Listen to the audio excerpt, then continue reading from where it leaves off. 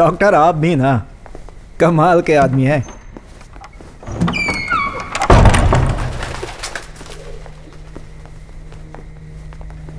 आप हमें पहले ये बात बता देते कि ये जगह आपकी पत्नी के नाम पर है। तुम लोग पहले से एक दूसरे को जानते हो क्या? चलो फिर तो काम जल्दी ही हो जाएगा। हाँ।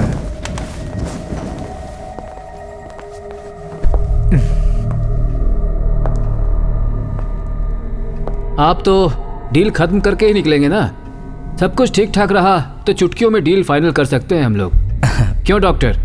बिल्कुल सही कहते हैं, एक बार डील हो जाए तो फिर देरी करना अच्छी बात नहीं। वैसे आपने अपने रिश्तेदारों के साथ एग्रीमेंट कर लिया है ना? क्या है कि एक बार जगह बिक गई और किसी केस में फंस गए तो मुश्किल हो सकती है। सिर्फ हमारे लिए नहीं, आपके लिए भी।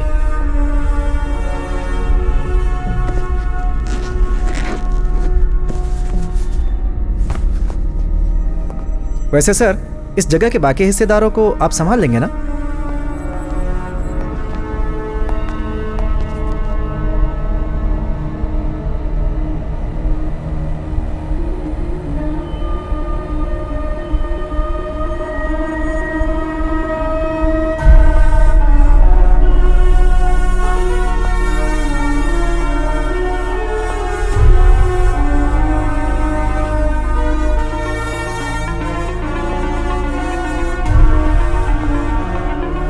ये क्या है? क्या कर रहे हो तुम? हमें यहाँ बुलाकर चाल चल रहे हो? तुम जानते नहीं मैं कौन हूँ।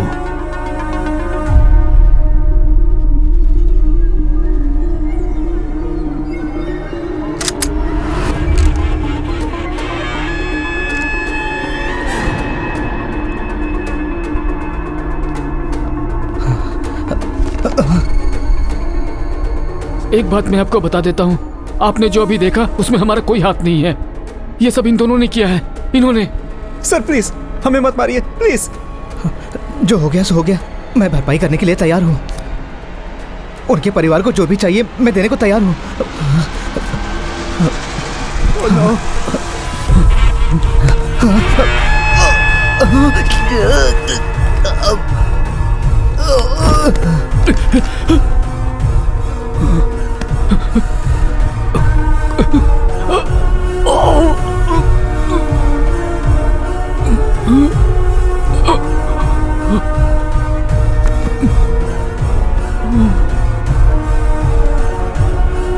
नहीं sir please.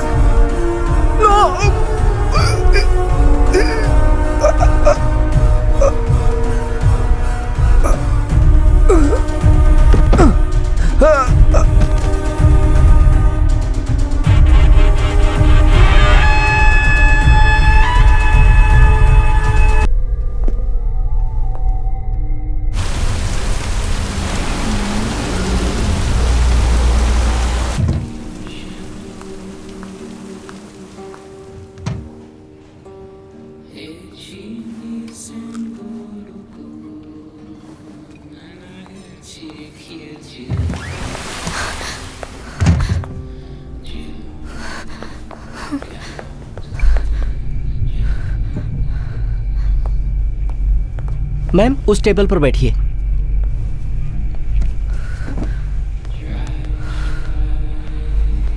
Madam order. Water please. Okay ma'am.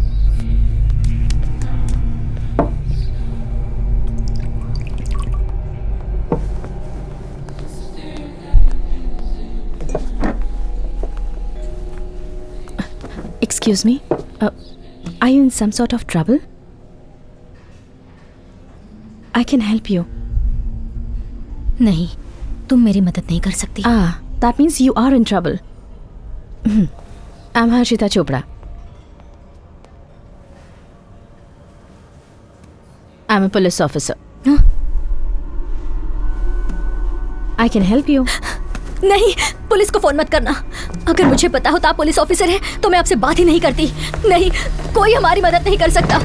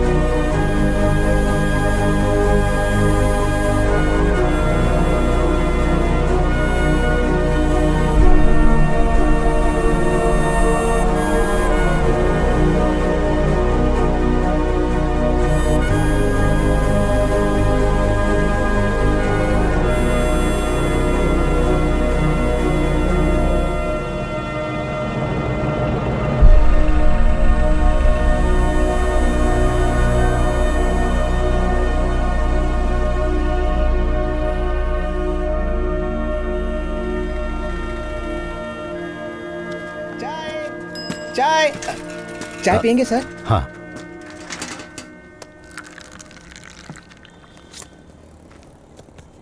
Sir ये तो हाँ हाँ।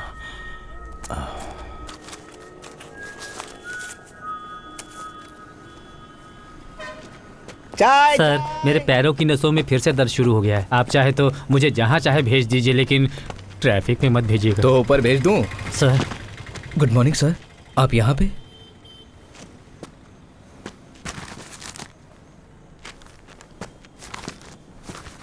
इन्होंने फिर से ज्वाइन किया है? मेरा अखबार गया, अब मुझे दूसरा खरीदना पड़ेगा, नहीं तो टॉयलेट में बोर हो जाऊंगा यार। क्या करोगे पढ़कर? कुछ नहीं, सब बकवास है।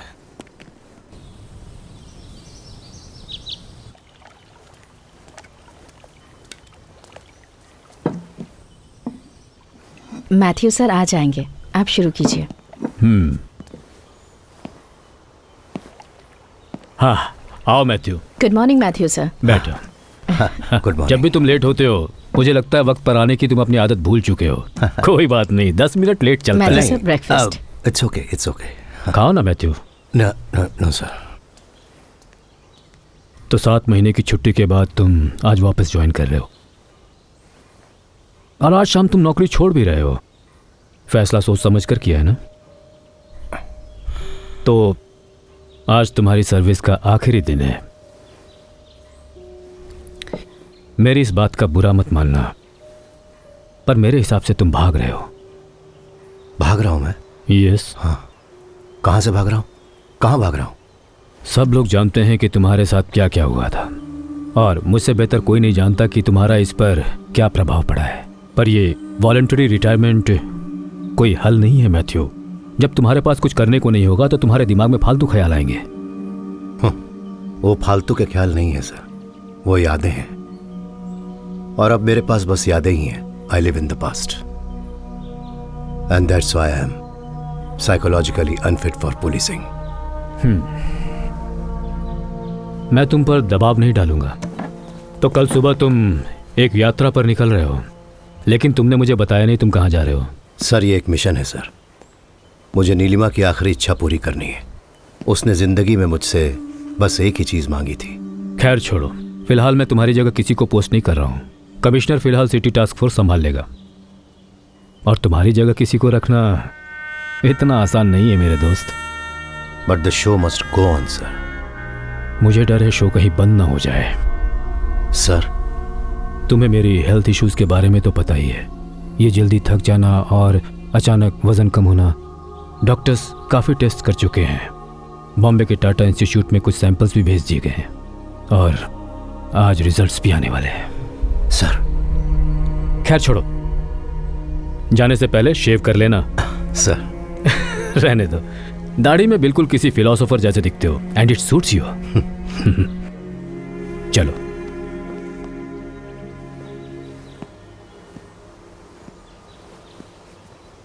अगर यहाँ कोई इंसान है जिसे आई रियली मिस, तो बेहिचक कहूंगा कि वो आप हैं सर। आपने मेरी हर ज़रूरत पे मेरा साथ दिया है। एक आखिरी बार आपको सैल्यूट करना चाहता हूँ। नहीं, मुझे इस आखिरी शब्द सुनने से सख्त नफरत है। तुम जाओ, हम फिर ज़रूर मिलेंगे जल्द ही, मेरा दिल कहता है। सी यू मैथ्यू। सर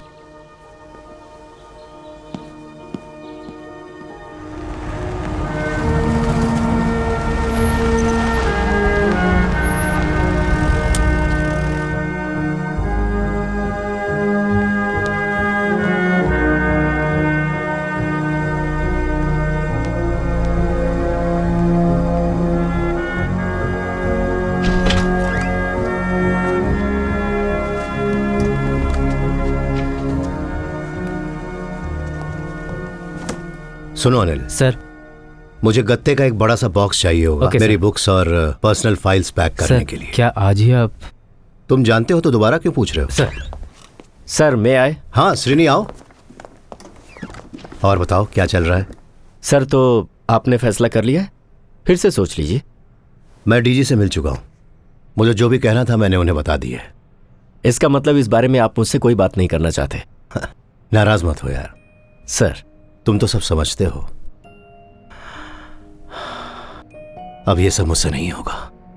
सर समझ तो आप नहीं रहे, मैं पिछले 25 सालों से सैल्यूट करता आ रहा हूँ सुपीरियर्स को, उन्हें जो इस देश पर राज कर रहे हैं। पर दिल से सैल्यूट करने का मन सिर्फ आप जैसे किसी लायक इंसान को ही करता है, पूरी इज्जत के साथ। लेकिन आपके जाने के बाद that's what I am going to miss.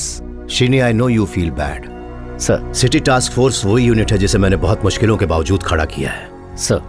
बल्कि जब मैं पिछले 7 महीने से छुट्टियों पर था, मैं जानता हूं तुमने मेरा काम बखूबी निभाया, और वो भी बिना किसी और की मदद लिए, सिर्फ और सिर्फ मेरी खातिर।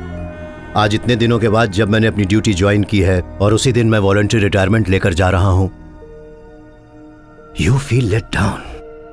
जाने दीजिए सर, जो कुछ आपके साथ हुआ अगर मेरे साथ हुआ होता तो मैं तो अब तक पागल हो चुका होता। आर यू श्योर सर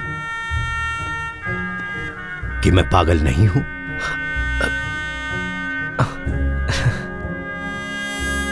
तुम किसी मुसीबत में लग रहे हो, कोई बात तुम्हें परेशान कर रही है? क्या आज सुबह आपने अखबार नहीं पढ़ी? नहीं, क्यों? कुल 3 लोगों के खून हुए हैं सर। तीनों बड़े आदमी थे। उसमें से एक तो हमारा पुराना कलीग था, रिटायर्ड एसीपी विनोद अब्राहम। असली बात आपको क्राइम सीन देखने के बाद ही पता चलेगा। किसी तरह की जबरदस्ती या हिंसा का नामो निशान नहीं। चेहरों पर ब्लैक मास्क लगाकर तीनों लाशों को बिल्कुल समान दूरी पर रखा गया था। कुछ अजीब है सर। मर्डर, चाहे वो 1 हो या 3, अजीब ही होता है। किसने किसको मारा, किस लिए और कब, ये सारे सवाल बेबुनियाद हैं। इस संसार में इससे ज्यादा अस्वाभाविक और कुछ भी नहीं है कि एक इंसान दूसरे की जान लेने से हिचकता नहीं है। अरब के सभी इत्र की खुशबू भी मेरे हाथों पर लगी खून की दुर्गंध को नहीं मिटा सकती। खून करने के बाद लेडी मैकबेथ ने यही कहा था, आई लव माई शेक्सपियर। हाँ, तो फिर चलते हैं। सर, आज शाम के 5 बजे तक ऑफिशियली मैं टास्क फोर्स का कमांडर हूं। तुम पहले मुझे क्राइम सीन दिखाने ले चलो। वैसे भी तुम इसी काम के लिए यहां आए थे ना? हाँ सर। आज अपने करियर का आखिरी क्राइम सीन देखने जा रहा हूं, तो चलो अब तो मुझे इसकी पूरी डिटेल्स दो। सर, जैसा मैंने बताया, 3 लोगों का खून हुआ है। थारकन मल्टी स्पेशलिटी मेडिकल सेंटर का मालिक डॉक्टर धनेश थारकन, फिर state drug controller Mohan Nair, और हमारे एक्स असिस्टेंट कमिश्नर जो पिछले महीने ही रिटायर हुए थे, विनोद अब्राहम। आपको पता ही होगा, विनोद अब्राहम बहुत बड़ा फ्रॉड था। जब वो यहाँ था उस समय उसके रियल एस्टेट माफिया के साथ अच्छे कनेक्शंस थे। रिटायर होने के बाद तो वो पूरी तरह से रियल एस्टेट में ही घुस गया। हैरानी की बात तो ये है सर कि जिस बिल्डिंग में क्राइम हुआ वो कई सालों से बंद थी, क्योंकि उसके मालिकों के बीच कुछ झगड़ा चल रहा था। फैमिली ट्रस्ट ने एक क्लीनिंग एजेंसी अपॉइंट की हुई थी जो हर शुक्रवार को बिल्डिंग खोलकर साफ सफाई करती थी। सफाई करने वालों ने ही सुबह लाशें देखी।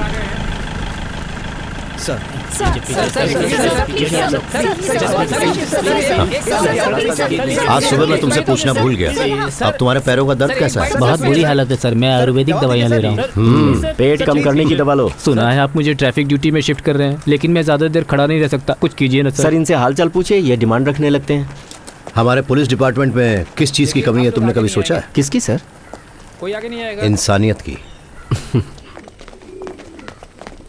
सर, क्या चल रहा है? फॉरेंसिक ने अपना काम शुरू कर दिया। जगह काफी बड़ी है, थोड़ा समय लग सकता है। हाँ। वो अंदर कैसे घुसे, कुछ पता चला? नहीं सर।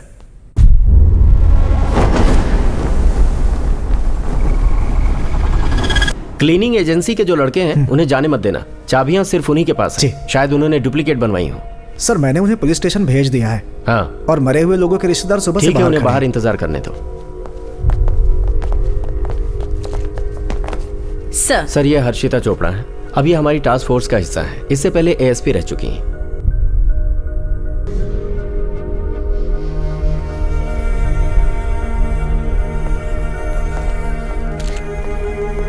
सर, हमारा मानना है कि इन तीनों का खून इनके शरीर में जहर देकर किया गया है, क्योंकि इन तीनों के दाएं हाथ पर इंजेक्शन के निशान मिले हैं। सर,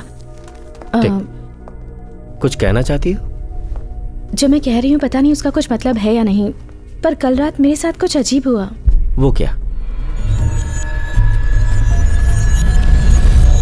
वो रेस्टोरेंट बस यहाँ से 1 किलोमीटर की दूरी पर है।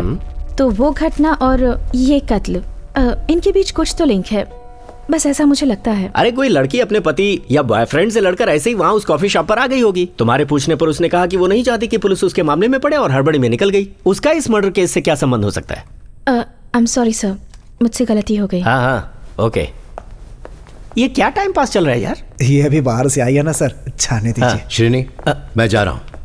हाँ सर, मैंने तुम्हारे लिए यहाँ आकर सब कुछ देख लिया, अब आगे तुम देखो। मैं कल सुबह ही अपने सफर पर निकल रहा हूँ। Okay, good luck. सर पर अब सर 1 मिनट। सर। हाँ, तुमने परसों ही वापस ज्वाइन किया है ना? जी सर, मैंने आपको फ़ोन किया था पर फ़ोन बंद था। लैंडलाइन पर भी किया था लेकिन किसी ने उठाया नहीं। सर, सिर्फ आपके कहने पर ही डीजी साहब ने मेरा सस्पेंशन रोका और कमिश्नर साहब ने बताया कि मुझे फिर से टास्क फोर्स में अपॉइंट कर लिया गया। सर, मैं आपका शुक्रिया कैसे। तुम्हारी बेटी साहिबा कैसी है? उसका मेडिकल में एडमिशन हो गया सर। इसके लिए मुझे पैसे बहुत देने पड़े तो बहुत भाग दौड़ की मैंने, पर उसकी इच्छा पूरी हो गई सर। सर, अभी तक पुलिस ने इस बारे में कोई खुलासा नहीं किया है। इस बारे में हम आपको अपडेट्स देते रहेंगे। फिलहाल चलते हैं स्टूडियो में। सर, क्या कोई इंसान 7 महीने में इतना बदल सकता है? 7 महीनों की बात कर रहे हो? ये जो जिंदगी है ना 7 मिनट में बदल सकती है।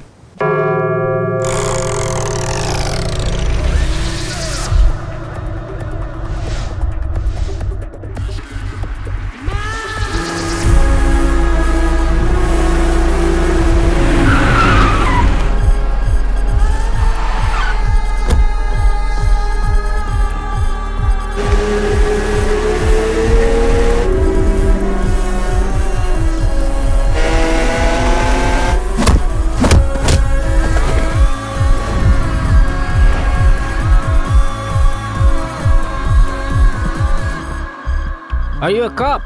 Yes, my dear.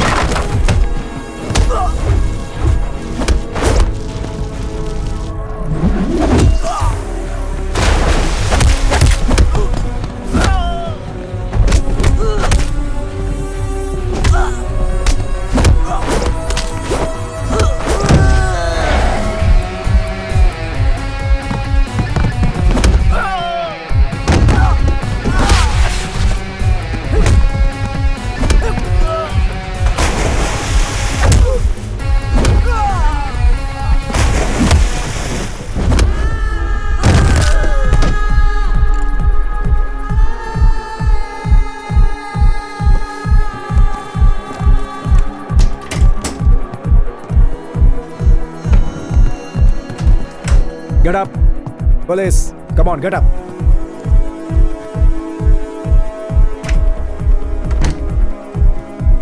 कुछ नहीं मिला सर, नथिंग। कम। सबकी चेकिंग करने के बाद ही जाने देना। Okay sir.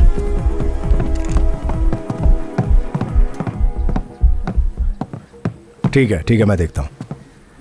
Yes police. Police sir, I am Madhusudan Reddy from Hyderabad. What brings you here?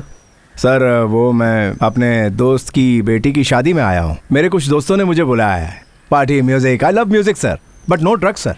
कसम से सर, मेरा यकीन कीजिए sir. Okay, okay. I'll take a picture. Sure sir. Thank you.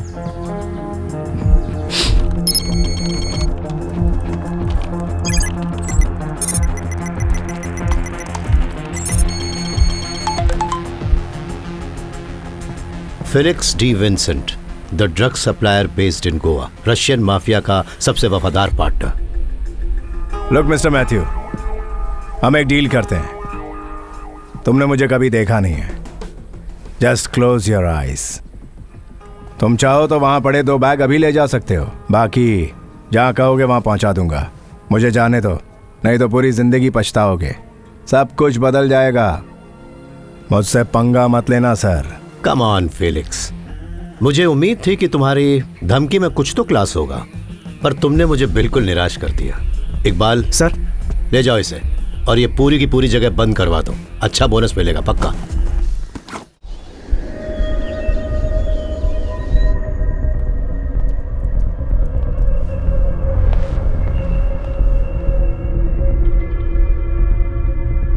बिना मेरे सवालों का जवाब दिए तुम कब तक इस तरह से बैठे रहोगे फेलिक्स? ये एक ऐसी जगह है जिसके बारे में ज्यादा लोग नहीं जानते। तुम यहां आसानी से आ नहीं सकते, तो तुम यहां से जाओगे कैसे? आपकी धमकी में क्लास है। सर थोड़ी देर वॉक लेकर आइए ना, तब तक मैं पूछताछ करता हूँ ना इससे। मेरी पूछताछ का स्टाइल बिल्कुल क्लासी नहीं होता, देसी होता है। केरला में जगह जगह पर माल पहुंचाना, तुम्हारा यहां का सारा dealer network, raw material sourcing, मुझे उन सब की जानकारी चाहिए। बिना बताए यहां से निकल नहीं पाओगे। मुझे यहां से जाने की कोई जल्दी नहीं है। Actually I like this place.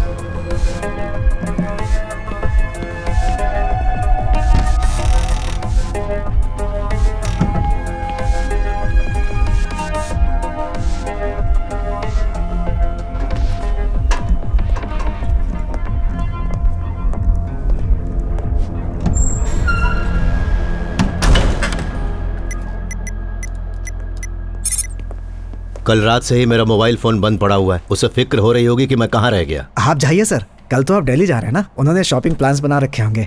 वो यहाँ पर इसीलिए आई है, लेकिन मैं फेलिक्स को यहाँ कस्टडी में छोड़कर दिल्ली कैसे जा सकता हूँ? परसों तो आप वापस आ ही जाएंगे ना सर। 2 दिनों के लिए मैं इसे संभाल लूंगा, मुझे हाथ दिखाने का मौका मिलेगा। No third degree stuff Iqbal. तुमने डीजी का सर्कुलर पढ़ा है ना? पुलिस से कह रहे हैं कि वो किसी को ना मारे। बंदर पेड़ पर चढ़ने से बाज आएगा। हमारा तो काम ही है क्रिमिनल्स को मारना सर। तुम सुधर जाओ। और तुम्हारी बेटी साहिबा का क्या हुआ? सर मुझे नहीं लगता कि उसके मनपसंद कॉलेज में उसका एडमिशन हो पाएगा। आप इस मामले में लकी रहे। एम्स एंट्रेंस एग्जाम में 3rd आना कोई छोटी बात नहीं होती है सर। मेरी ओर से कांग्रेट्स कहिएगा उसको। थैंक्स। हे मालू, सॉरी बेटा, मैं जरूरी काम में फंस गया था। चलो चले। मम्मी कहाँ है? मम्मी मेरे लिए मॉल में कपड़े सिलेक्ट कर रही हैं। उन्होंने कहा था आपको परेशान न करूं, पर मैं जा रही हूं ना, तो मुझे पता नहीं कि अब आपके साथ शॉपिंग का मौका कब मिलेगा। सॉरी बेटा, मैंने तुम्हें बताया था ना, क्या करूं, मेरा काम ही ऐसा है। आपको पता है ना मुझे दुनिया के किस काम से सबसे ज्यादा नफरत है? Police. Because it involves violence.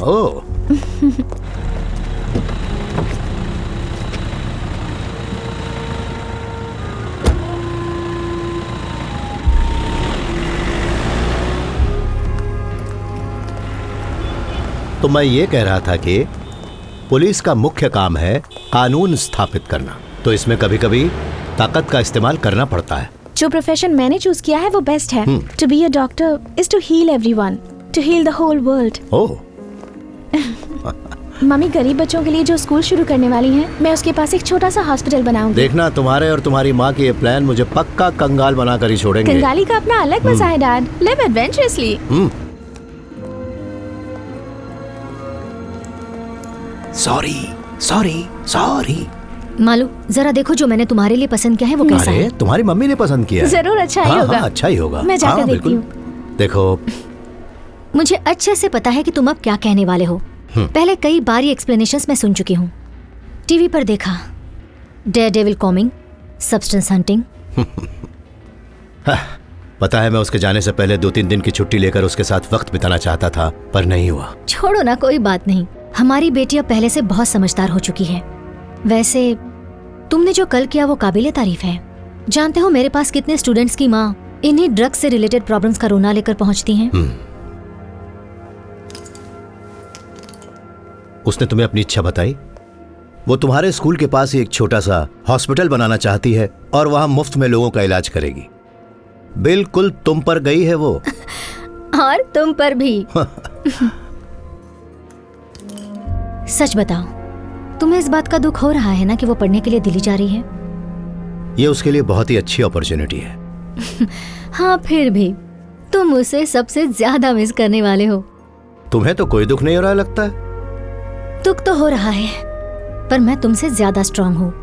तुम्हारा दिल नाजुक है ना। अब घर में सिर्फ हम दोनों ही रह जाएंगे, पहले की तरह।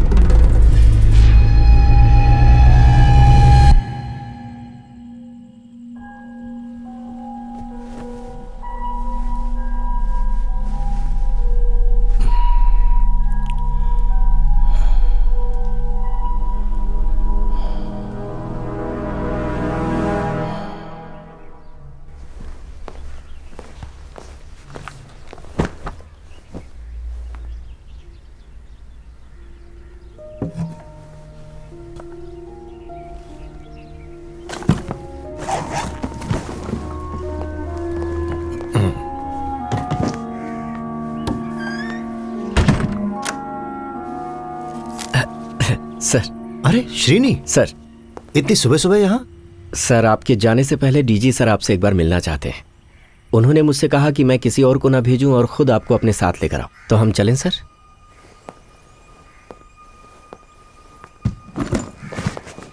मैं अपनी गाड़ी में आऊंगा, तुम फॉलो करो। मैं आपके साथ चलता हूं सर।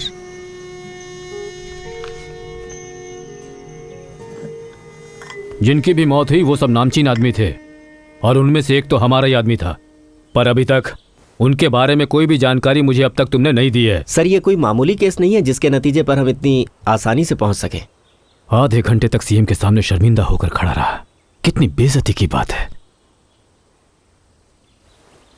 तुम क्या सोचते हो? Any take on this? मुझे कोई आइडिया नहीं है sir. Matthew, I need your help. किसी में भी इतनी काबिलियत नहीं कि तुम्हारी तरह जुर्म की तह तक पहुंचकर उसका पता लगा सके। This is your kind of game Matthew. मैं इसके लायक नहीं हूं सर, और बस इतना ही नहीं, मैं अब इस फोर्स का हिस्सा भी नहीं रहा। मैथ्यू, मुझे बस तुम्हारी राय की जरूरत है। सर्विस में तुम चाहे रहो या न रहो, तुम्हारी पर्सनल चॉइस है। ये पूरी टीम, पूरा इंफ्रास्ट्रक्चर सब तुम्हारे हाथ में है। मैथ्यू, तुम अपनी ये यात्रा कुछ दिनों के लिए रोक नहीं सकते? Sorry sir. Sir please. Please Srini. Sir जाने दो। श्रीनी सर, एक सेकेंड। सर तुम यहीं रुको। मैथ्यू, जरा आओ।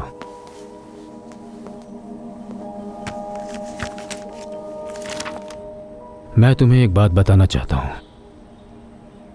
मुझे जिस बात का डर था आखिर वही हुआ। टेस्ट के रिजल्ट्स आ गए, पॉजिटिव है। मुझे बोन मैरो कैंसर है और इसका इलाज सिर्फ बोन मैरो ट्रांसप्लांट ही है। लेकिन कुछ भी हो सकता है और अगले स्टेज के बाद तो दर्द और भी बढ़ जाएगा। और इन सब के बीच ये केस आया है, मैं और भी कमज़ोर पड़ गया हूँ, इसलिए मैंने तुम्हें यहाँ बुलाया। मैंने ये बात किसी और को नहीं बताई है, सिर्फ तुम ही हो जिसे मैं बता सकता हूँ। लेकिन तुम अपना जाना कैंसिल मत करो।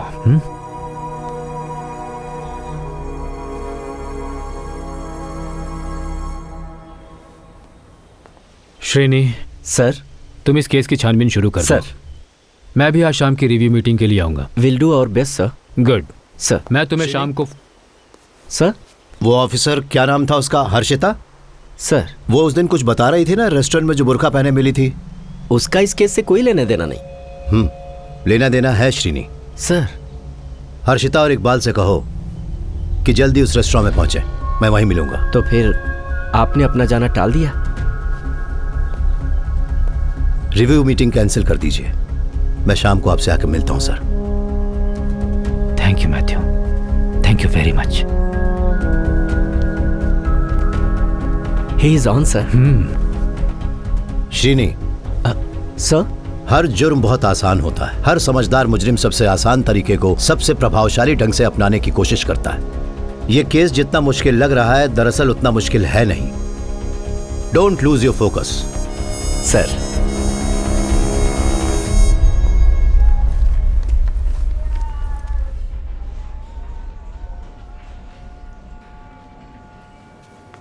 हर्षिता, कितना वक्त हो गया तुम्हें सर्विस ज्वाइन किए हुए? लगभग 10 महीने सर। तुम्हें ऐसा क्यों लगता है कि इन मर्डर्स का उस घटना से संबंध है जो उस दिन तुम्हारे साथ हुई? ऑनेस्टली मुझे नहीं पता सर, बस मन से आवाज आई, माय गट फीलिंग। मैं बताता हूँ कि तुम्हें इन दोनों घटनाओं में कुछ संबंध आखिर क्यों लगता है। सर, उस दिन जब तुमने उस लड़की की मदद करनी चाहिए तो उसने किस तरह से जवाब दिया? नहीं, तुम मेरी मदद नहीं कर सकती। ओके, उसने मेरी कहने के बजाय हमारी कहा। जी सर। जैसे ही उसकी जुबान फिसली, तुम्हें उससे एक संकेत मिला कि वो लड़की उस समय वहां अकेली नहीं है, उसके साथ कोई और भी वहां मौजूद है। उस समय तुम्हारा ध्यान उस पर नहीं गया, पर जब तुमने उन 3 लाशों को एक समान दूरी पर पड़े देखा, तब उस लड़की ने तुम्हारे सामने जो हमारी शब्द बोला था, तुमने उसे क्राइम सीन के साथ जोड़ दिया। That's what happened. सर, जैसे ही वो दरवाजा खोलकर अंदर आई, उसने कांच के पार्टीशन से बाहर की तरफ देखा, जैसे कोई उसका पीछा कर रहा हो, है ना? Right sir. हर्षिता, तुमने उस कांच के बाहर देखने की कोशिश की? नहीं सर। तो जाओ, जाकर देखो। क्या तुम दूसरे के नजरिए से चीजें नहीं देखना चाहोगी? एक काबिल पुलिस वाले को यह करना चाहिए। Just go and see. Sir,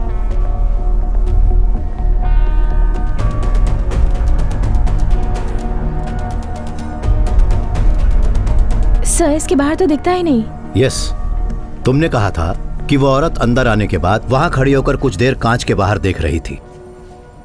जब कांच के बाहर देखा ही नहीं जा सकता तो फिर वो कर क्या रही थी? वो इस ग्लास में परछाई देख रही थी, उस टेबल की। उस टेबल पर जो बैठा था वो औरत उसी को देखना चाह रही थी। तो इसका मतलब उसका वो डर और जो परेशानी थी सब एक नाटक था, उस टेबल पर बैठे हुए इंसान का ध्यान अपनी तरफ खींचने के लिए। हो सकता है कि वो चाहती थी कि वहां बैठा हुआ इंसान उठे और जाकर उससे पूछे कि उसके साथ हुआ क्या है। तो पता लगाते हैं उस दिन उस टेबल पर कौन बैठा हुआ था। इकबाल, हम लोग सीसीटीवी फुटेज देखते हैं।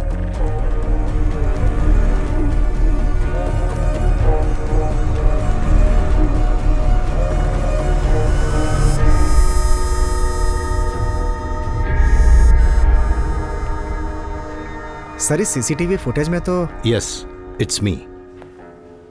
काफी दिनों से अक्सर मैं यहाँ रात को 8:30 बजे आता हूँ, डिनर करके 9:30 बजे तक चला जाता हूँ। उस लड़की ने यह सब नाटक शायद इसलिए किया क्योंकि उसे मेरी इस रूटीन के बारे में पता था। शायद वो चाहती थी कि मैं कुछ रिएक्शन दूं, पर ऐसा कुछ भी नहीं हुआ। पर क्यों सर? मालूम नहीं क्यों। हर्षिता, तुम्हें उसके बारे में और क्या याद है?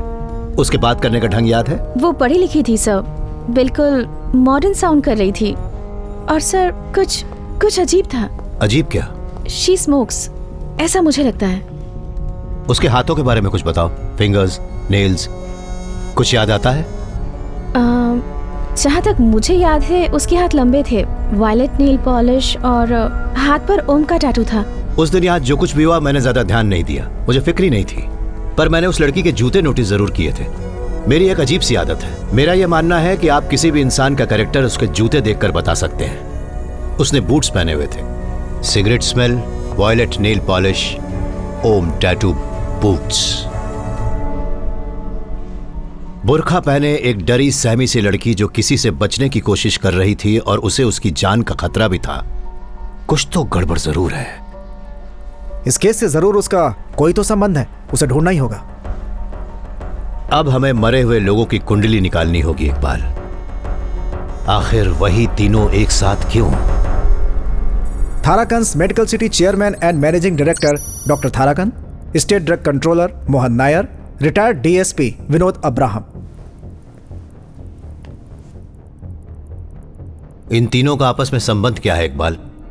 सर आपको वो वाकया तो याद होगा ना, 10 महीने पहले, तारीख थी 23 अक्टूबर 2016, थाराकंस मेडिसिटी में एक बहुत बड़ा हादसा हुआ था। उन्होंने डेंगू के इलाज के लिए एक बिना लाइसेंस के इंपोर्टेड ड्रग का इस्तेमाल किया था, जिसमें 9 से 16 साल के 8 बच्चों की मौत हो गई थी। ये उस समय की सनसनीखेज खबर थी सर। सरकार तक ने ड्रग कंट्रोलर को रिपोर्ट दर्ज करने के लिए कहा था। ड्रग कंट्रोलर की गलत रिपोर्ट के कारण डॉक्टर थरकन निर्दोष साबित हुए थे। मतलब थरकन और ड्रग कंट्रोलर मोहन नायर के बीच कोई समझौता जरूर हुआ होगा। उन दोनों ने प्रॉपर्टीज में भी मिलकर इन्वेस्टमेंट की थी सर, खासकर अक्टूबर 2016 के बाद। मान लेते हैं कि थरकन और मोहन का कत्ल बिना लाइसेंस के ड्रग इस्तेमाल करने वाले केस की वजह से हुआ है, पर तीसरा आदमी जो मारा गया विनोद, उसका इस केस से तो कोई संबंध नहीं है। He is an odd man out. तो फिर उसको इनके साथ ही क्यों मारा? सर थाराकन और मोहन नायर के रियल एस्टेट के धंधे में जो आदमी एजेंट बना हुआ था वो अपने विनोद सर थे, और विनोद सर इन दोनों बदमाशों के जरिए अपनी गैर कानूनी जमीन का धंधा भी चलाते थे, जॉइंट जॉली और पाइप पांडे। अरे बिल्कुल सही सुना। हम बस 40 के कागज बनवाएंगे और बाकी का 10 कैश चाहिए। कैश के बिना डील नहीं करूंगा। सिंगल प्राइस 50 और उसमें 10 कैश। समझ गए ना? मुझे पता है आपके पास बहुत रोकड़ा पड़ा है, अगर आप चाहे तो मुंबई में भी दे सकते हैं। अरे बहुत आदमी है हमारे वहाँ पर। रमेश सर, पांडे बोल रहा हूँ। हाँ वही पाइप पांडे। कर्नाटका में भी ले सकते हैं, 5% एक्स्ट्रा लगेगा। हाँ अभी मार्केट में तो बेस्ट रेट चल रहा है ना। कर क्या रहा है? 5% मतलब 5% कितना हुआ बे? ये तो ना ला दे मुझे। हाँ रमेश सर, मैं शाम को बात करता हूँ। अरे जब मैं डील कर रहा हूँ तो बीच में भोगना जरूरी है क्या? पिछले 8 महीने से उस जगह को निकालना चाह रहा हूँ। जब मैं उस बेवकूफ रमेश को मना चुका हूँ तो तू बीच में आके अपनी नाक क्यों रगड़ रहा है? देख भाई, सारा झोल मैं ही करता हूँ तो कमीशन भी मैं तय करूंगा। तू दिमाग से काम करेगा नहीं क्योंकि वो तेरे पास है ही नहीं, पर अपना जो मुंह है ना उसे बंद रखना। जिससे मिलने जा रहे हैं ना, खतरनाक है, बहुत खतरनाक। कैसा खतरा यार? सस्पेंड हो चुका है वो। चला तू। क्या रे, मैंने कहा था ना 1 बजे मिलने आ रहा हूँ, आधे घंटे से इंतजार करवा रहा है। नहीं सर, वो रास्ते में एक डील की बात कर रहे थे। गरम क्या है तो तेरे लेट हो पास? गए। सर नमकीन लेंगे? मत लीजिए सर। वैसे सर हमसे मिलना क्यों चाहते थे? कोई खास बात नहीं है। तुम दोनों विनोद सर के अंतिम संस्कार पर कहाँ थे? तुम दोनों तो उनके दाहिने हाथ थे ना, क्या बोलते हो? उस समय हम शहर में नहीं थे, मुंबई गए हुए थे। सब कह रहे हैं कि रियल एस्टेट एकदम मंदा चल रहा है, फिर भी विनोद सर ने इतने कम समय में ही इतना ज्यादा माल छाप लिया। क्या राज था इसके पीछे? लगता है आप भी उसी नाव में चढ़ना चाहते हैं। विनोद सर तो अचानक टपक गए, उनकी जगह खाली है। सर आप वो जगह आसानी से भर सकते हैं। लेकिन विनोद सर आपकी तरह नहीं थे सर। यही तो करप्शन का फायदा है, हर जगह सॉलिड कनेक्शन बन जाते हैं और इज्जत भी मिलती है। खैर आपकी सस्पेंशन कब खत्म हो रही है सर? सर एक सस्पेंड हुआ पुलिस वाला और आउटडेटेड सुपरस्टार एक जैसे होते हैं। फिलॉसफी। अच्छा सुनो, हाँ वो जो बंद पड़ा बंगला है, विनोद सर और बाकी के 2 लोग, क्या संबंध था उनमें? बंगले के मालिकों में तो झगड़ा चल रहा था ना, तो क्या विनोद सर ने उनके बीच का झगड़ा सुलझा दिया था? ओह, तो ये वजह थी कि आप हमसे मिलना चाहते थे। क्यों सर, वो प्रॉपर्टी आपको चाहिए क्या? हाँ सोच तो रहा हूँ। वो मुश्किल है सर, हम बहुत कोशिश कर चुके हैं। इतना ही नहीं, उस बिल्डिंग के मालिक दुनिया भर में फैले हुए हैं और सभी एक दूसरे से नफरत करते हैं। विनोद सर की भी उस प्रॉपर्टी में नजर थी, जब लगा हाथ नहीं आएगी पीछे हट गए। तो फिर वो लोग उस बंद बिल्डिंग के अंदर आखिर करने क्या गए थे? क्या पता सर, 2 दिन से यही सोचकर हम भी परेशान हैं। हाँ, बंद बिल्डिंग में घुसे कैसे और अंदर उनकी लाश मिली। अब आप उस प्रॉपर्टी को छोड़ दीजिए, और भी कई बढ़िया प्रॉपर्टीज हैं, हम पर भरोसा करके देखिए, बहुत मजा आएगा। जिंदगी का मतलब शान से जीना। मैं भी यही सोच रहा हूँ। अच्छा तुम लोग अभी भी ड्रग्स बेचते हो? उसमें बहुत खतरा है सर, और जब से ऋषिराज सर आए हैं ना, धंधा ही बंद हो गया। लेकिन अगर कोई अच्छा माल है तो बताइए ना सर, मशरूम, फिश, केमिकल या फिर ऐसे कुछ। सर आपके तो एक्साइज और एंटी नार्कोटिक्स में अच्छे कनेक्शन हो गए ना सर। बोलिए तो फिर से धंधा शुरू कर देता हूँ। ऐसे किसी धंधे का नाम ही मत लेना। वो क्यों? वो इसलिए क्योंकि 2 दिन पहले मैंने ड्यूटी ज्वाइन कर ली है। अगर दोबारा ये धंधा करते हुए दिख गए ना, मैयत निकाल दूंगा दोनों की। तो इधर आ। क्या कहा तूने? सस्पेंडेड पुलिस वाला और आउटडेटेड सुपरस्टार एक जैसे होते हैं? इतनी जोर से क्यों मारे सर? सुपरस्टार सच में थोड़ी मारता है। हाँ समझ गया। जहां कत्ल हुआ उस बंगले को हर शुक्रवार को ही खोला जाता था ना? जी सर। लगता है गुरुवार की रात इस वारदात को अंजाम देने के लिए जानबूझकर तय की गई थी, ताकि जब बंगला शुक्रवार को खोला जाए तो लाशें वहां पड़ी मिलें, बिना किसी नुकसान के, बिना सड़े गले। पर क्यों सर? ताकि दुनिया वालों को जल्द से जल्द मरने वालों के बारे में पता चल सके। खूनी इन कत्लों के जरिए समाज के लोगों में जरूर कोई ना कोई खास मैसेज पहुंचाना चाहता था। कुछ तो है जिसे हमने अनदेखा कर दिया है या अभी तक ढूंढ नहीं पाए। वो जरूर सीन ऑफ क्राइम पे है इकबाल, आई एम श्योर। 3 एकदम तंदुरुस्त लोग एक जहरीला इंजेक्शन लगवाने के लिए इतनी आसानी से आखिर मान कैसे गए?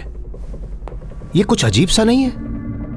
खुद को बचाने का मौका नहीं मिला होगा सर उनको, क्योंकि हो सकता है गन पॉइंट पर हो वो तीनों। बिल्कुल सही। तो इसका मतलब खूनी अकेला नहीं था, कम से कम 2 लोग और थे। एक के हाथ में गन होगी और दूसरे के हाथ में इंजेक्शन। सर इस घटना से ठीक 2 हफ्ते पहले इनमें से एक अहमदाबाद के नंबर से अपने विनोद सर के पास एक कॉल आई थी सर। ये बात 7 मिनट 40 सेकंड तक चली। विनोद सर ने उसके बाद डॉक्टर थाराकन को फोन किया और थाराकन ने तुरंत मोहन नायर को। फिर डॉक्टर थाराकन ने विनोद सर को वापस फोन किया और आखिर में विनोद सर ने उसी नंबर पर फिर से फोन किया। इन सब कॉल्स में सिर्फ वही लोग शामिल हैं जिनका मर्डर हुआ, और बिल्कुल ऐसी ही घटना कत्ल के 1 दिन पहले भी घटी थी। तो इन सब बातों से हमें यह पता चलता है कि 2 हफ्ते पहले अहमदाबाद से विनोद को एक फोन आया था। फोन करने वाले ने शायद ये कहा होगा कि वो उस विवाद में फंसे बंगले के मालिकों में से एक है। सोचो अगर उसने विनोद से ये कहा हो कि वो लोग उस बंगले को बेचना चाहते हैं। Hello, yes.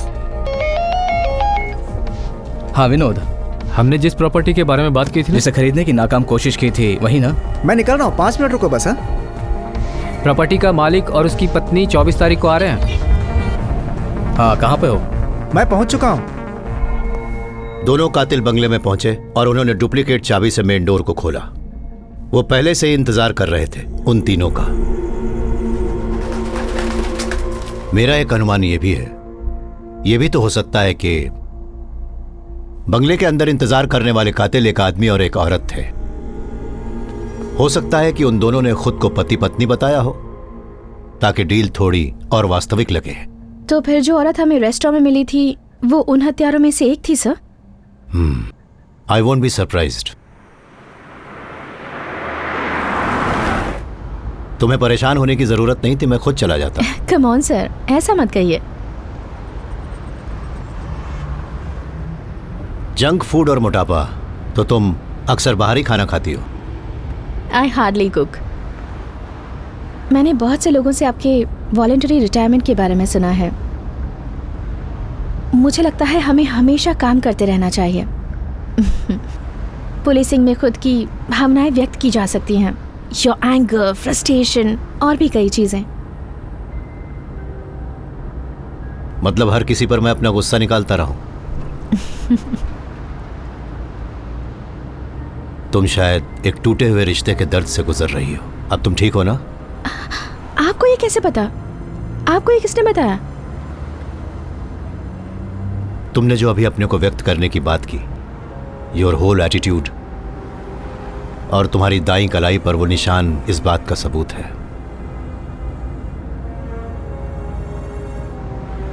मैं नादान थी, वो मेरे लायक ही नहीं था। पता नहीं मुझे आपके सामने ये सब बातें कहनी भी चाहिए या नहीं सर। बोलने में बुराई भी क्या है, तुम बोलो। प्यार धोखे का दूसरा नाम है। या तो लड़का लड़की को धोखा देता है या फिर लड़की लड़के को धोखा देती है, और अगर दोनों एक दूसरे को धोखा नहीं देते तो प्यार को धोखा देते हैं।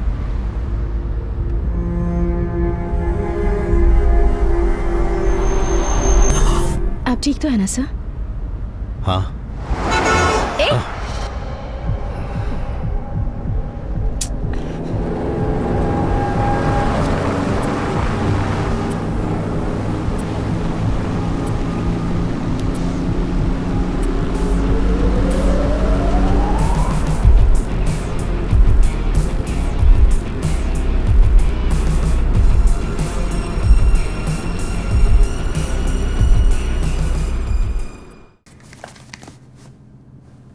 प्रॉपर्टी का मालिक और उसकी पत्नी सुनो एक बार। Yes madam.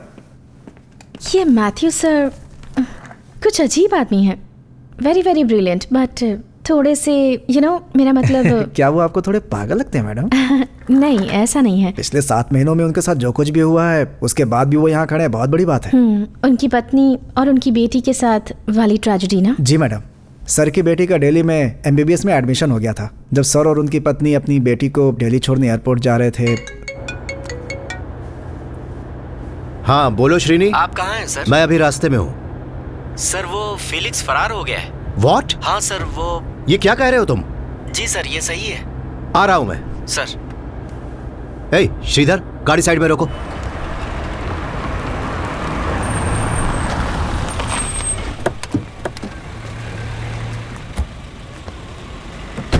क्या हुआ? बेटा पापा को ना। आप नहीं चल रहे ना? मैं आ रहा हूँ ना, अगली फ्लाइट से पहुँचता हूँ, प्रॉमिस। देखिए आप इससे झूठा वादा मत कीजिए। अगर आप नहीं आ सकते तो कोई बात नहीं, मैं मजबूर हूँ। आप जाइए, हमारी फिक्र बिल्कुल भी मत कीजिए। कल आना हो, परसों आना हो, जब समय मिले आ जाइए। आपके आने तक मैं इसके साथ ही रहूंगी। पापा से नाराज मत होना बेटा। कोई बात नहीं पापा, फिक्र मत कीजिए, आप बाद में आ जाइएगा। श्योर? Okay bye. बाय पापा।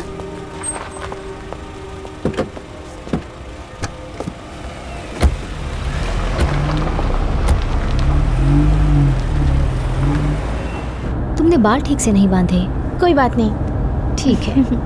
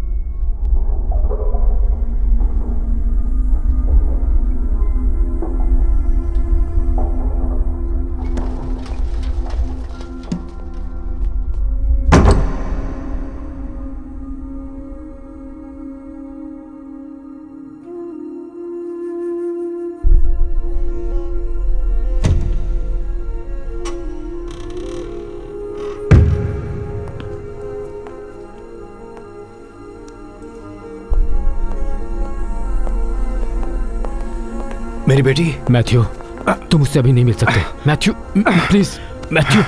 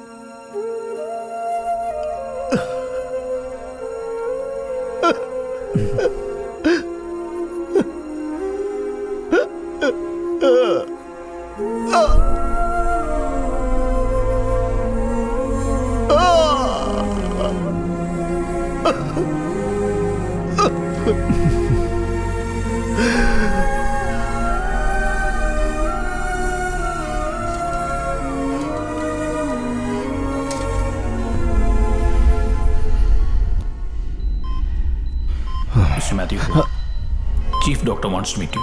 ओके। दूसरे डॉक्टर्स की राय के लिए हमने नीलिमा की केस फाइल्स को डेनमार्क भिजवाया था। तुम जानते हो, उनके पास भी इसका कोई इलाज नहीं है मैथ्यू। डीजीपी ने मुझे बताया कि तुम्हारा और नीलिमा का कोई और रिश्तेदार भी नहीं है। ऐसी हालत में नीलिमा के साथ हर वक्त रहने के कारण तुम्हारी मानसिक स्थिति बिगड़ भी सकती है। तुम डॉक्टर विश्वेश्वर से आखिर मिल क्यों नहीं लेते? हमारे साइकेट्रिस्ट हैं काउंसलिंग के लिए। हो सकता है उनसे मिलकर तुम्हें अच्छा लगे।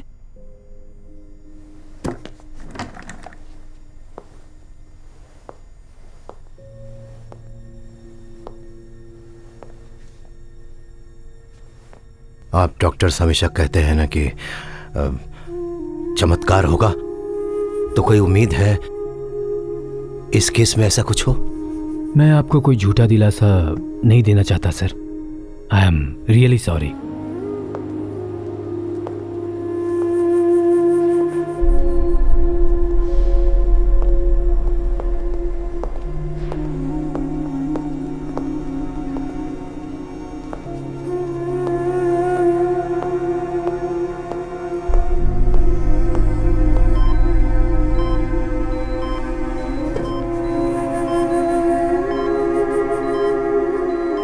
छह महीने तक सर मैडम के साथ हॉस्पिटल में ही रहे। जब मैडम की मौत हुई मैं उनसे मिलने गया था। वो बहुत बदल चुके थे, जैसे कि कोई पागल इंसान हो। 1 महीने के लिए और उन्होंने छुट्टी एक्सटेंड करा ली और वॉलंटियर रिटायरमेंट के लिए अप्लाई कर दिया। He was a wonderful husband, wonderful father. हाँ, एक बात बताओ मैम। फेलिक्स की कस्टडी से फरार होने की वजह से तुम्हें सस्पेंड कर दिया गया था? जी मैडम, तब वहाँ मैं ही इंचार्ज था। पर वो भागने में कामयाब कैसे हुआ? मैडम, वो अभी तक एक रहस्य बना हुआ है। हमारे शेल्टर में पावर फेलियर हुआ, इन्वर्टर बैकअप भी फेल हो गया, जनरेटर खराब था और वो 20 मिनट तक शुरू नहीं हो पाया। जब तक गार्ड इमरजेंसी लैंप लेकर पहुंचा तब तक वो भाग चुका था मैडम। अचानक पावर फेलियर हो गया, बैकअप सिस्टम ने काम करना बंद कर दिया। ये सब एक साथ होना अजीब नहीं लगता? अब इस बारे में क्या कह सकते हैं मैडम। सुपीरियर्स को बस बलि के बकरे चाहिए। मुझे और बाकी 3 लोग को सस्पेंड करके उन्होंने वो केस ही बंद कर दिया मैडम। मैथ्यू सर ने डीजी से बात की थी, इसलिए मुझे सस्पेंशन से वापस बुला लिया। सर ठीक है सर। नहीं, हम इधर ही हैं सर। मैथ्यू सर का फोन था, वो हमसे अभी मिलना चाहते हैं। कितनी देर में आने वाले हैं वो? 10 मिनट में मैम।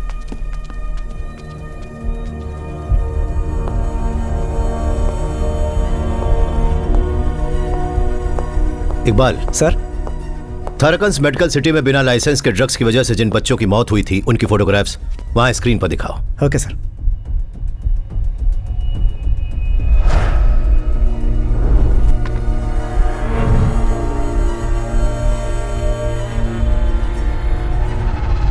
इन फोटोग्राफ्स को प्रिंट करवाओ और फिर मेरे साथ चलो।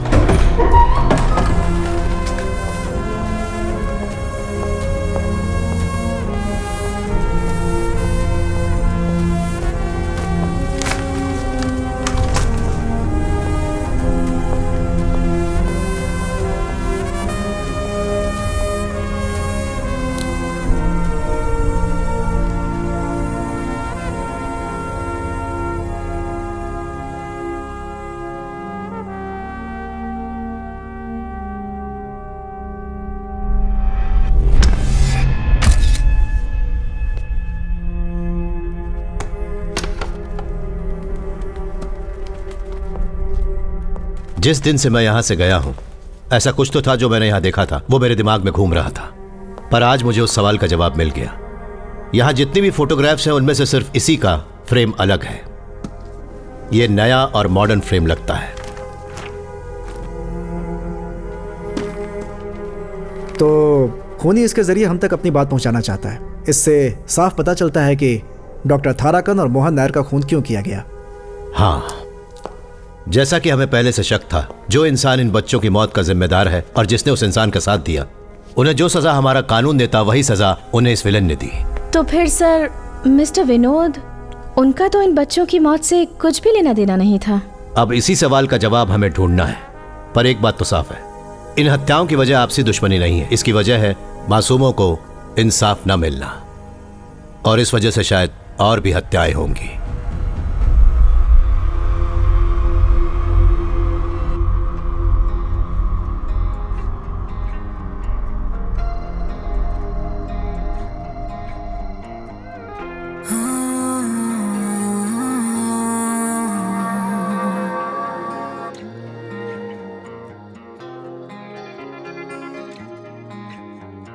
शोला है चाहत तू मेरी, तू ही दिल धड़कन तू मेरी, तू जो चाहे तू जो ढूंढे आ दिखा दूं मैं वो तुझको। मेरी पलकें मेरी जुल्फें देना चाहे छाऊं तुझको।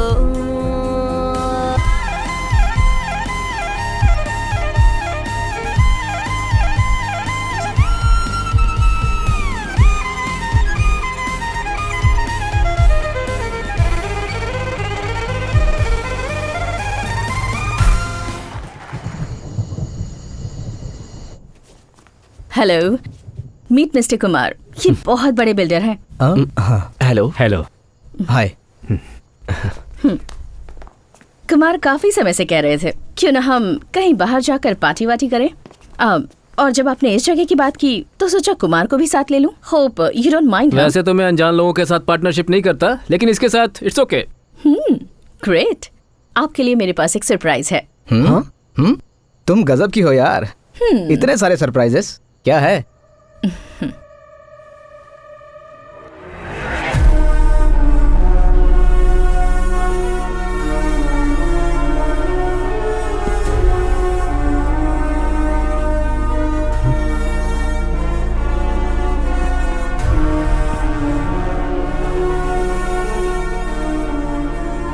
कौन है तू? श्रेय, ये सब Seeing is believing. हाँ? What?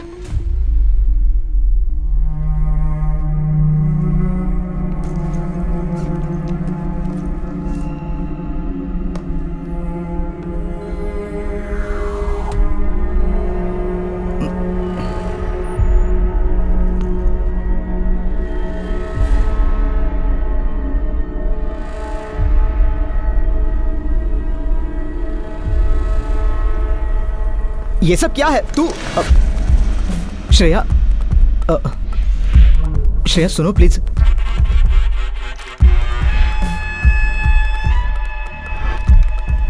ये सब क्या चल रहा है यहाँ पर? और मैंने कुछ भी नहीं किया, मुझे कुछ नहीं मालूम है।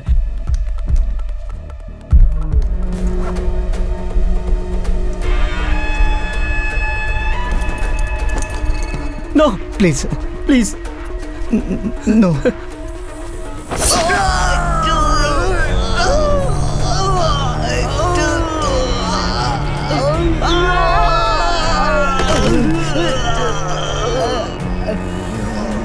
सर मुझे मत मारिए सर, प्लीज मुझे मत मारिए sir. Sir please sir, sir please sir.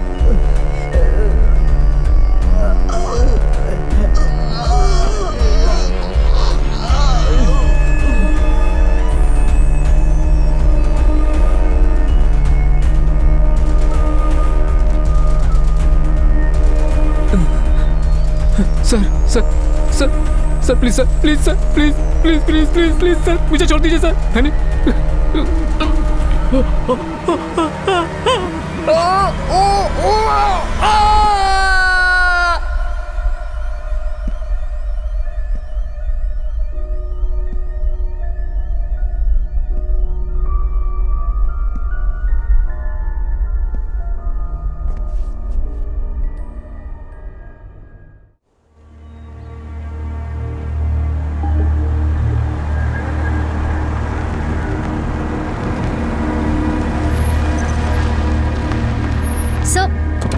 सो रुकिए, वहीं रुकिए। ये फार्म हाउस श्रवण कुमार का है। आप जानते ही हैं, वो बहुत बड़ी बिजनेस फैमिली से था, लेकिन काफी बिगड़ा हुआ लड़का था। जब वो यहाँ अपनी मीटिंग्स रखता था तो नौकरों को बाहर भेज देता था। कल शाम को वो अपने दोस्त सिनोज के साथ यहाँ आया था।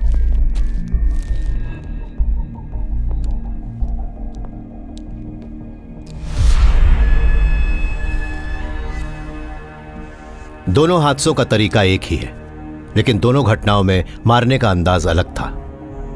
जो लोग किसी के साथ जबरदस्ती करते हैं उन्हें सजा देने का ये सबसे प्रचलित तरीका है। क्या इन दोनों का ऐसा कोई बैकग्राउंड था? आपको नहीं मालूम मैडम? कुछ दिनों पहले एक भयानक केस सामने आया था, करुणिया रेप केस। एक 20 साल की लड़की का रेप और मर्डर हुआ था। 2 लोगों को इस केस में पकड़ा गया था। यही श्रवण और सिनोज जिनका कल मर्डर हुआ है। पुख्ता सबूत ना होने की वजह से ये दोनों बच निकले थे मैडम। एसीपी विनोद ने ही उस केस की तहकीकात की थी। जिस तरह से उसने इस केस को हैंडल किया था, उसे लेकर मीडिया में काफी विवाद हुए थे। तुम्हारे साथ जिन लोगों ने लड़की के माता पिता ने मीडिया के सामने बयान दिया कि बच्ची ने विनोद को मुजरिम के नाम बताए थे। बताओ बेटा। मुझे पता है। इन दोनों को बाहर लेकर जाओ। डॉक्टर, तुमसे भी कह रहा हूँ, तुम भी बाहर जाओ। बताओ। श्रवण। उन्होंने सीएम तक से शिकायत की थी कि विनोद ने लड़की की स्टेटमेंट गलत रिकॉर्ड की है।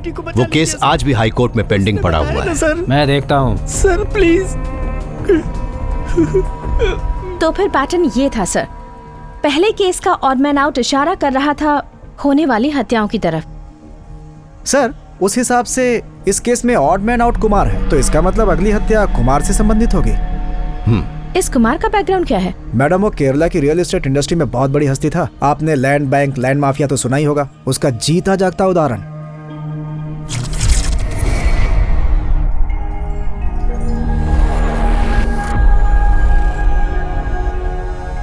इस धरती के सबसे जहरीले प्राणियों में से एक है पफरफिश। यूं कह लीजिए कि नाग से भी ज्यादा जहरीली। इनके अंदर टेट्रोडोटॉक्सिन नाम का एक जहरीला केमिकल पाया जाता है। ये बहुत ही कॉम्प्लेक्स जहर है जो सीधा नसों पर प्रभाव करता है। बेशक मात्रा में कम हो, लेकिन ये सबसे खतरनाक ड्रग है और अगर मात्रा बढ़ा दी जाए तो ये जानलेवा हो सकता है। हमारे इस केस में जिसमें इंजेक्शन के जरिए सबको मारा गया है, इस पफरफिश का ही जहर है। और मुझे उम्मीद है कि ये काफी महंगा भी होगा। यस, और ये बहुत ही कम लोगों के पास मिलता है। इकबाल सर, समझ गए तुम्हें किन को पकड़ना है? Thank you ma'am. सर चल भाग।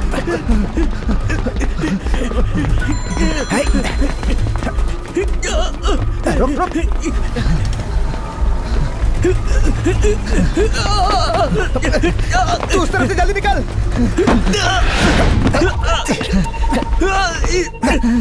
चुपचाप चल। मुझे छोड़ दीजिए सर, मैंने क्या किया? चल सब बताता हूँ ना क्या किया। कुछ भी तो नहीं किया सर।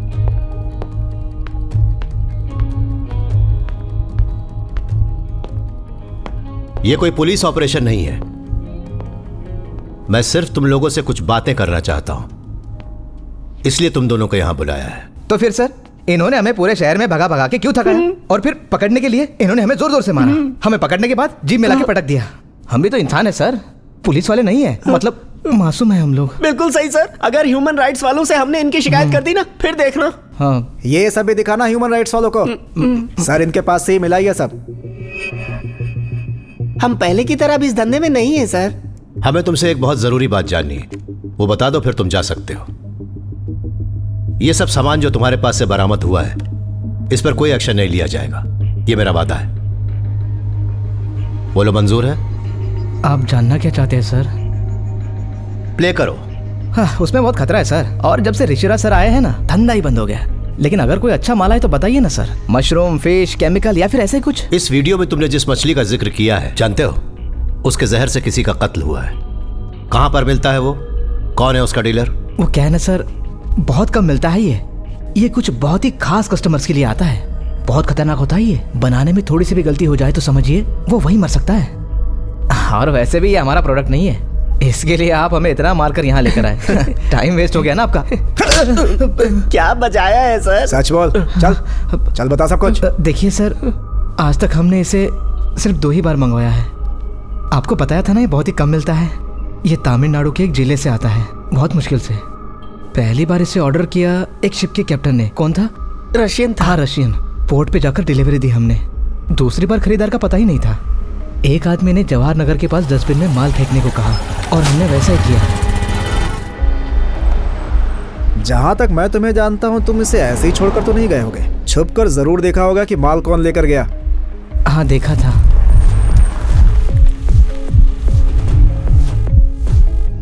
तुमने ये नहीं देखा कि गाड़ी के अंदर कौन था? नहीं सर, बस उसके हाथ देखे। पक्का वो कोई औरत थी। हाँ, तुमने उसकी उंगलियां देखी थी? ठीक से याद करो, क्या उसने वॉयलेट रंग की नेल पॉलिश लगाई हुई थी? जी हाँ। कार का नंबर नोट किया था? नहीं किया सर। पहले कुछ दिन याद था लेकिन बाद में भूल गया। कसम से सर। जिस आदमी ने तुम्हें माल डस्टबिन में फेंकने को कहा था तुम उसे पहचानते हो? तुम्हें यह काम करने को किसने कहा था?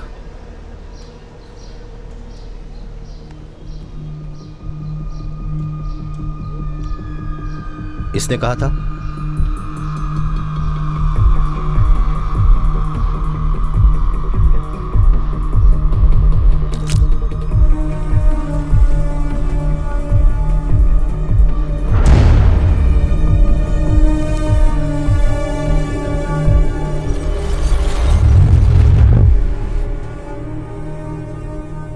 मैथ्यू सर ने जिस एक्सीडेंट में अपनी फैमिली को खो दिया, मैं उससे जुड़े रिकॉर्ड्स चेक कर रही थी।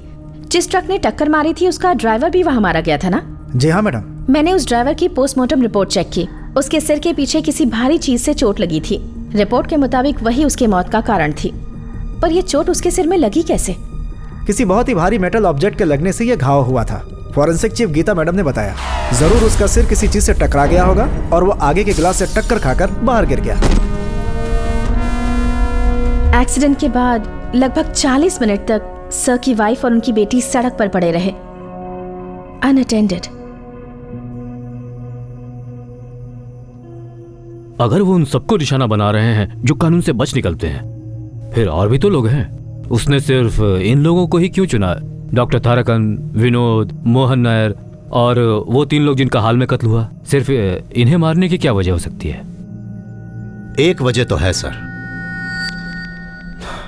जो हर चीज से जुड़ी हुई है। मेरे हिसाब से इन दोनों हादसों का कारण एक ही है, वो है थाराकंस मेडिसिटी। मुझे इस हॉस्पिटल के पूरे डेटाबेस की सारी जानकारी चाहिए। डेटाबेस से मेरा मतलब यहां पढ़ने वाले स्टूडेंट्स हैं। Okay sir. Okay, thank you.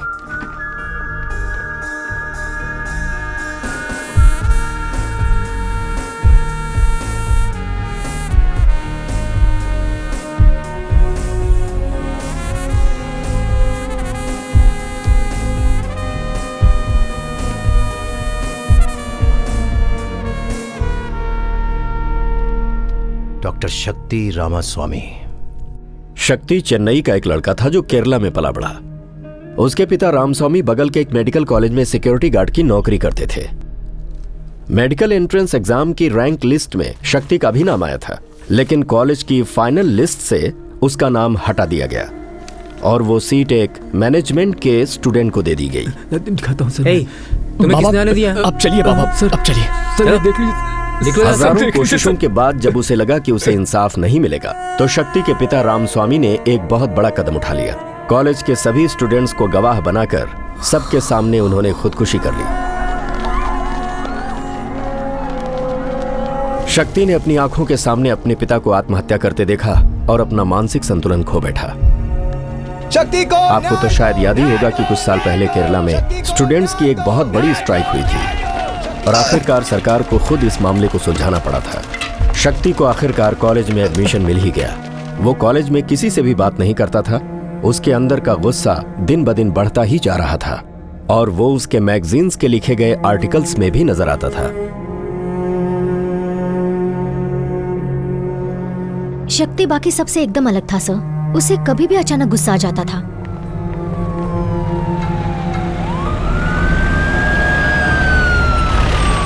शक्ति ने ही जूते मारकर विद्रोह करने का नया ट्रेंड शुरू किया था।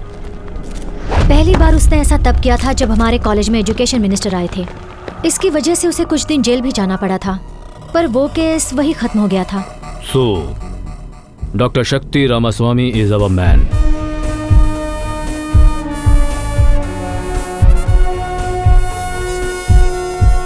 इस तहकीकात में आम तरीकों का इस्तेमाल करना बिल्कुल बेकार है सर, क्योंकि यहाँ होने वाले जितने भी खून हैं इससे पहले ऐसे कभी भी नहीं हुए।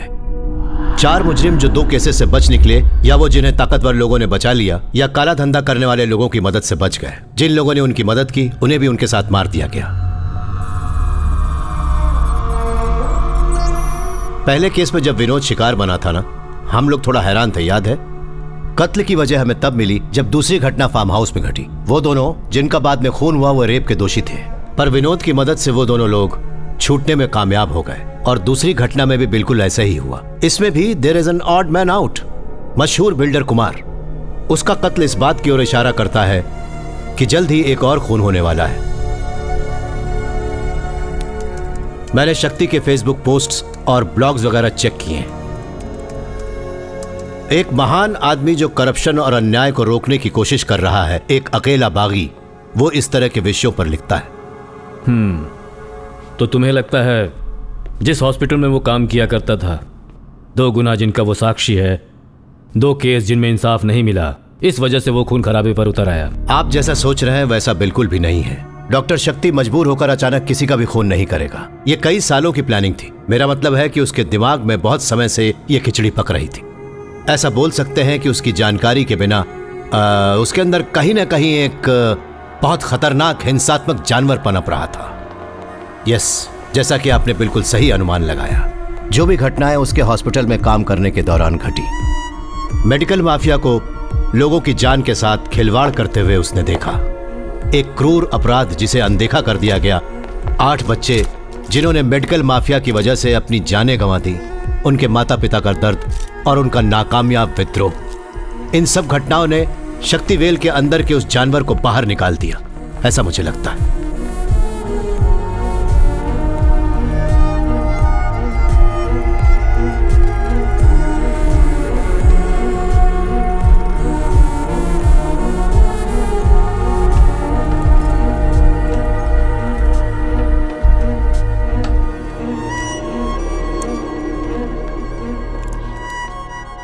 उसे पकड़ने का फिलहाल कोई जरिया नहीं है सर। वो एक के बाद एक सिम कार्ड इस्तेमाल करके फेंक देता है। किसी भी सीसीटीवी कैमरा में उसका चेहरा नहीं दिखा है सर। फिलहाल हम लोगों के पास उसके खिलाफ कोई भी सबूत नहीं है सर। और वो लड़की जो उसके साथ थी? मैं उसी बात पर आ रहा था सर। उसका नाम है श्रेया वेंकटेश, बेंगलोर से है। पिता कन्नड़ी थे, माँ मलयाली। hey, क्या है?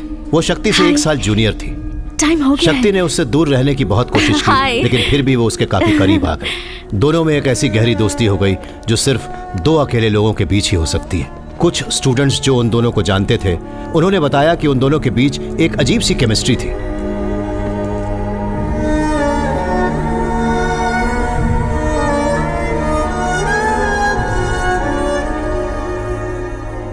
एक इंसान जो कानून के हाथों से बच निकले हुए मुजरिमों को बेरहमी से सजा देता है, एक पागल किस्म का आदमी जो कानून अपने हाथों में लेता है। आप समझ सकते हैं उसकी दिमागी हालत बहुत ही खतरनाक है। उसका अगला टारगेट कौन होने वाला है सर? नहीं, खुद ही अनुमान लगाने से ज्यादा जरूरी है डॉक्टर शक्ति और उसके साथ उस लड़की को पकड़ना। उसका शिकार हमारी फोर्स स्टेट लेवल पर करेगी और मैं खुद जोनल एडीजीपी को फोन करता हूँ। मुझे अब जाने की इजाजत दीजिए सर। अब जितना भी काम बचा है वो स्टेट पुलिस फोर्स का है। मुझसे जितना हो सकता था मैंने किया। फैसला कर लिया? जी सर, फैसला कर लिया। मैं ये ऑपरेशन पूरा करके ही रहूंगा मैथ्यू। मेरे पास वक्त बहुत कम है। सर।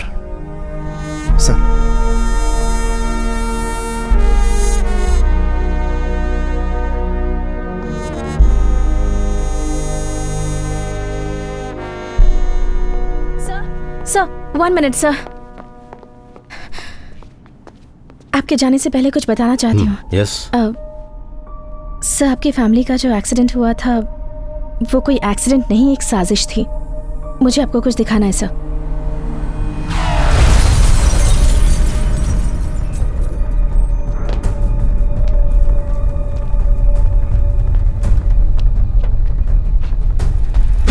तो तुम्हें लगता है कि गाड़ी से भिड़ने के बाद जब ड्राइवर ट्रक से नीचे उतरा तो उसके सर पर वार करके किसी ने उसे मार डाला। उसके बाद उसने उसी हथियार से ट्रक का शीशा भी तोड़ दिया। यस। मैंने तुमसे कहा था ना, तुम्हारे अंदर वो पुलिस इंस्टिंक्ट है, लेकिन अनुभव की कमी के कारण तुम्हें सच समझने और उसकी तस्वीर बनाने में थोड़ा वक्त लगता है, बस इतना ही। जिस दिन मेरी नौकरी का आखिरी दिन था, उस दिन मैं सुबह सुबह पुलिस के कारखाने में गया था। मैंने वहां पर वो ट्रक देखा।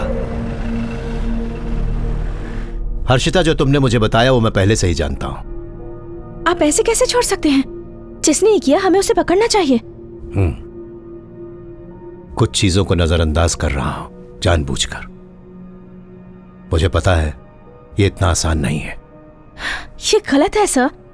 जिस इंसान ने आपकी जिंदगी बर्बाद कर दी, आप उसे छोड़ कैसे सकते हैं?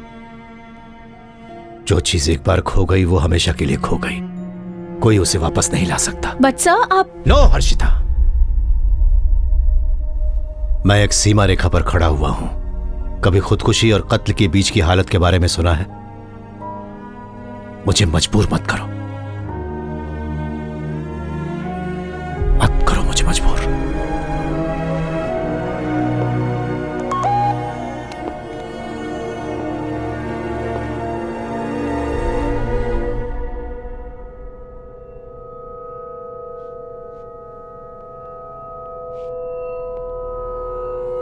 Hi, Shreya here. First, I want to tell you something. जिस IP एड्रेस से मैंने ये वीडियो मेल किया है, उसे ट्रेस करने में वक्त बर्बाद मत कीजिए। वो फेक है। पर ये बंद करने से पहले मेरी बात सुन लीजिए। जिस हादसे ने आपकी जिंदगी बर्बाद कर दी, क्या आप जानते हैं कि वो कार एक्सीडेंट किसने करवाया था? फीलिक्स स्टीवेंसेंट ने।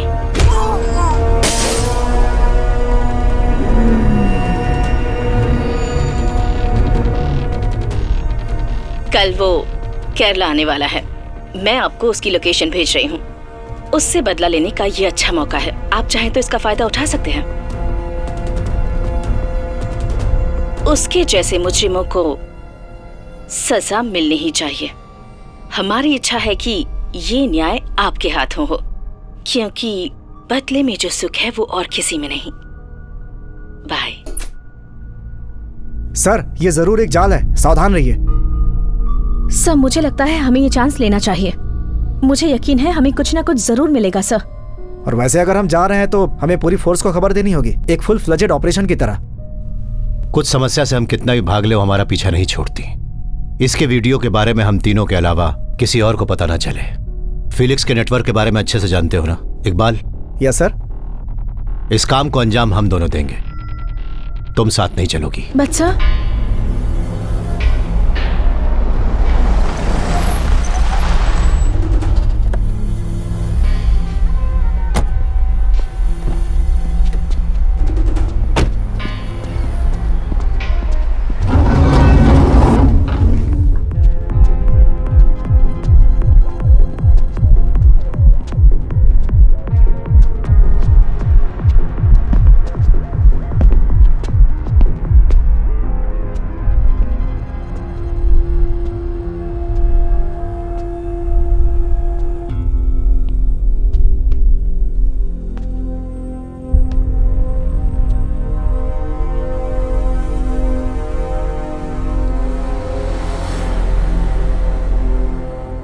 मैथ्यू? Oh my God.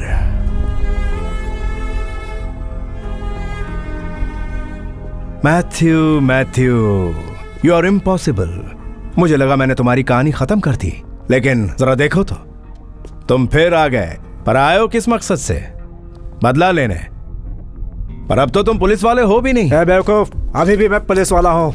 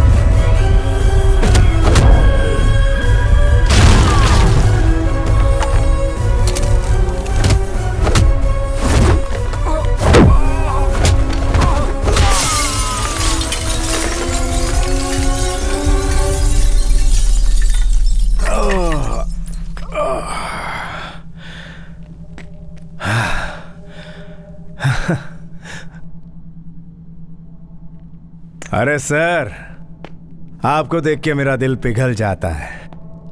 पता है क्यों? सिंपैथी। आप कुछ नहीं जानते मिस्टर मैथ्यू। तू अपना मुंह बंद रख। क्यों रे इकबाल, मैं अपना मुंह क्यों बंद रखूं? सर, आपको और आपके परिवार को मारने का जो प्लान था वो दरअसल मैंने ही बनाया था, और वो एक्सीडेंट भी मैंने ही करवाया था। मैंने आपकी कस्टडी में बैठे बैठे ही वो सारा प्लान बनाया, और भागने से कुछ समय पहले ही मेरी किसी ना किसी अंदर वाले ने ही तो मदद की होगी ना सर। सही कहा ना?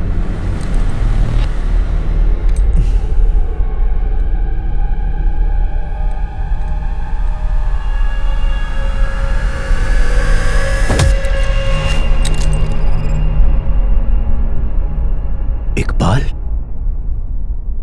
जी हाँ सर, मैंने ही इसकी मदद की थी।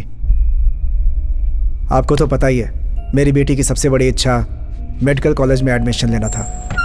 जिंदगी में कभी मैंने 1 रुपया तक रिश्वत नहीं ली सर, तो इतने बड़े कॉलेज में डोनेशन कहाँ से दे पाता? जब मैंने अपनी बेटी के बारे में सोचा तो मैं अपने आदर्श भूल गया सर। बेटी के भविष्य के लिए मैंने इसके साथ हाथ मिला लिया।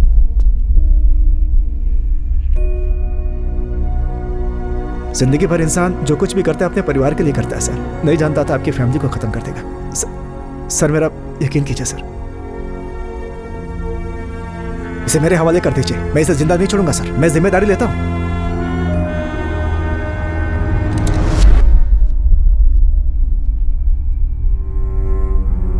और मैं अच्छे से जानता हूं डॉक्टर शक्ति यही चाहता है। इस आदमी को मैं अपने हाथों से खत्म कर दूं। उसने इसे हमारे सामने लाकर इसीलिए तो खड़ा किया है ताकि मेरे जरिए वो इसको मार सके। डॉक्टर शक्ति की जीत से मुझे कोई परेशानी नहीं है, पर उसे जिताकर अपने सिद्धांत नहीं तोड़ सकता। श्रीनी, मुझे तुम्हें कुछ बताना है।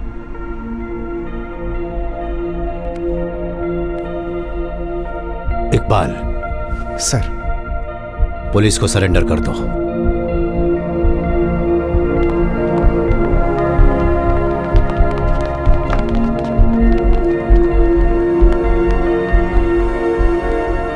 सर, आपने बिल्कुल सही फैसला लिया है, पर आपने ऐसा क्यों किया सर? मैं आपकी जगह होता तो मार डालता, इन दोनों को ही मार डालता सर। बदला लेना एक बीमारी है श्रीनी, जो हमारे अंदर के इंसान को खत्म कर देती है।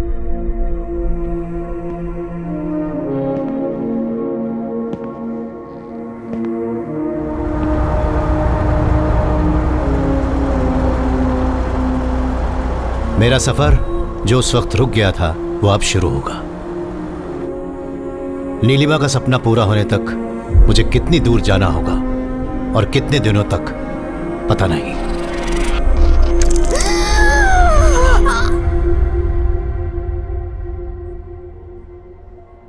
मैं तुम्हारे और नीलिमा के रिश्ते की गहराई को समझ सकता हूं।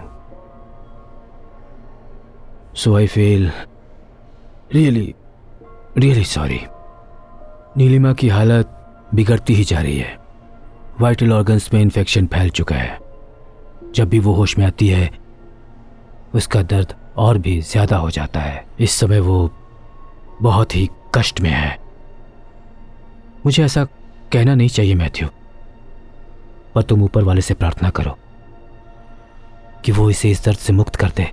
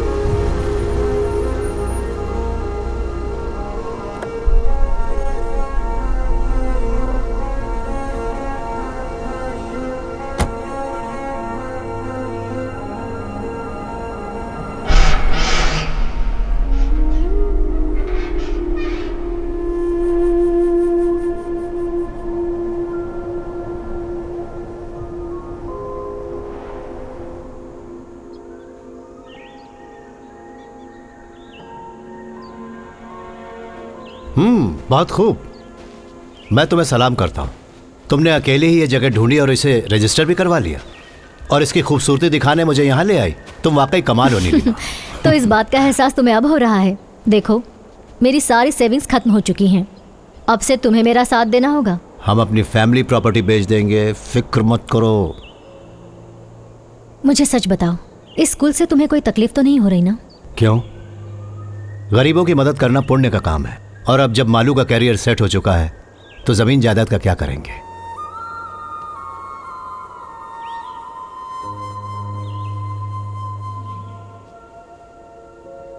ये जगह ही मैं हूं। मेरी सांसें, मेरी जिंदगी। अगर मैं मर भी गई तो मेरी आत्मा यहीं रहने वाली है।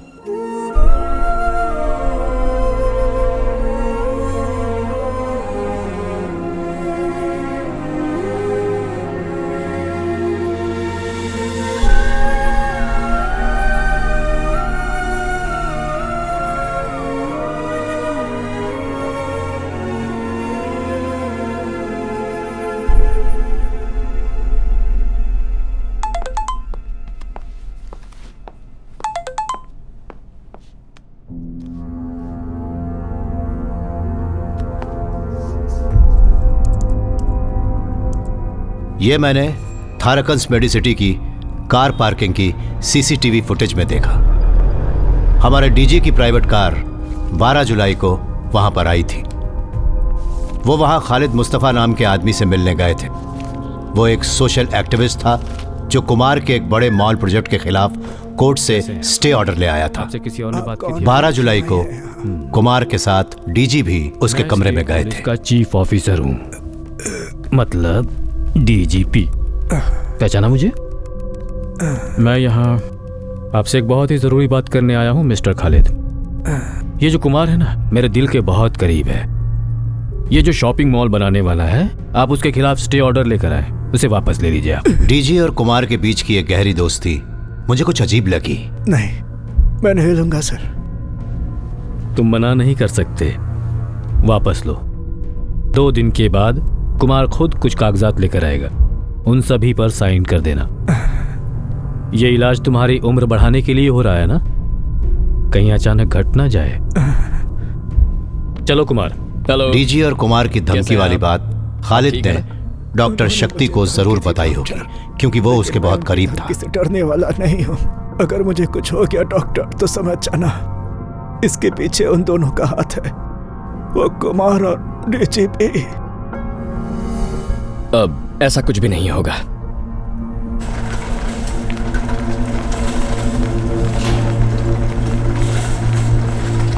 डिस्चार्ज होने के ठीक 2 दिन बाद शक्ति की आंखों के सामने खालिद की लाश पड़ी हुई थी।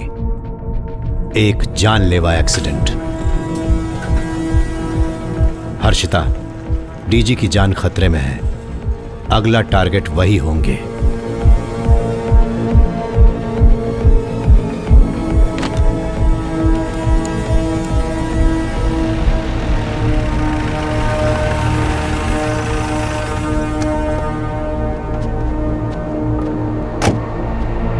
श्रीनी।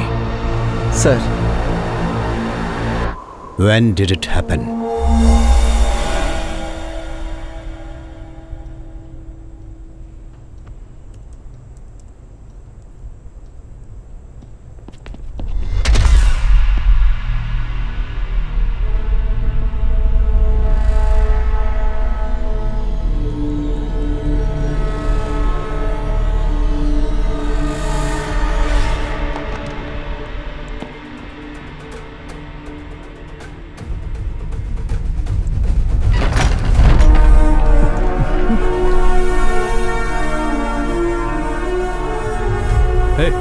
कौन हो तुम?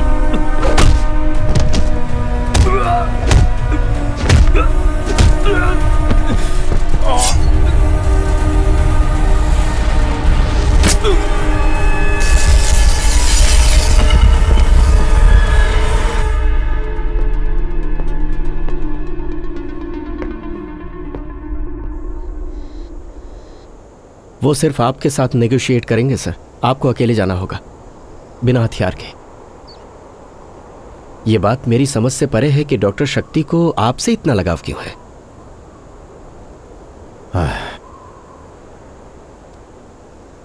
हर बात के पीछे एक वजह होती है श्रीनी। बिना वजह के कुछ भी नहीं होता इस दुनिया में। बुरा मत मानिएगा, कुछ पूछना चाहता हूं सर। सभी घटनाएं जिन्होंने डॉक्टर शक्ति को यह सब करने पर मजबूर किया वो थाराकन मेडिकल सिटी में ही घटी, और ये वही हॉस्पिटल है जहां आपकी पत्नी भी 6 महीने के लिए एडमिट रही थी sir.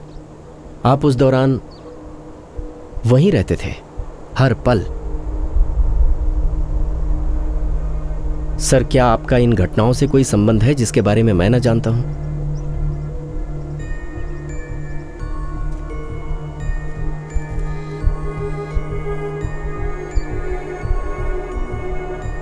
Nothing is white, nothing is black. Everything is grey.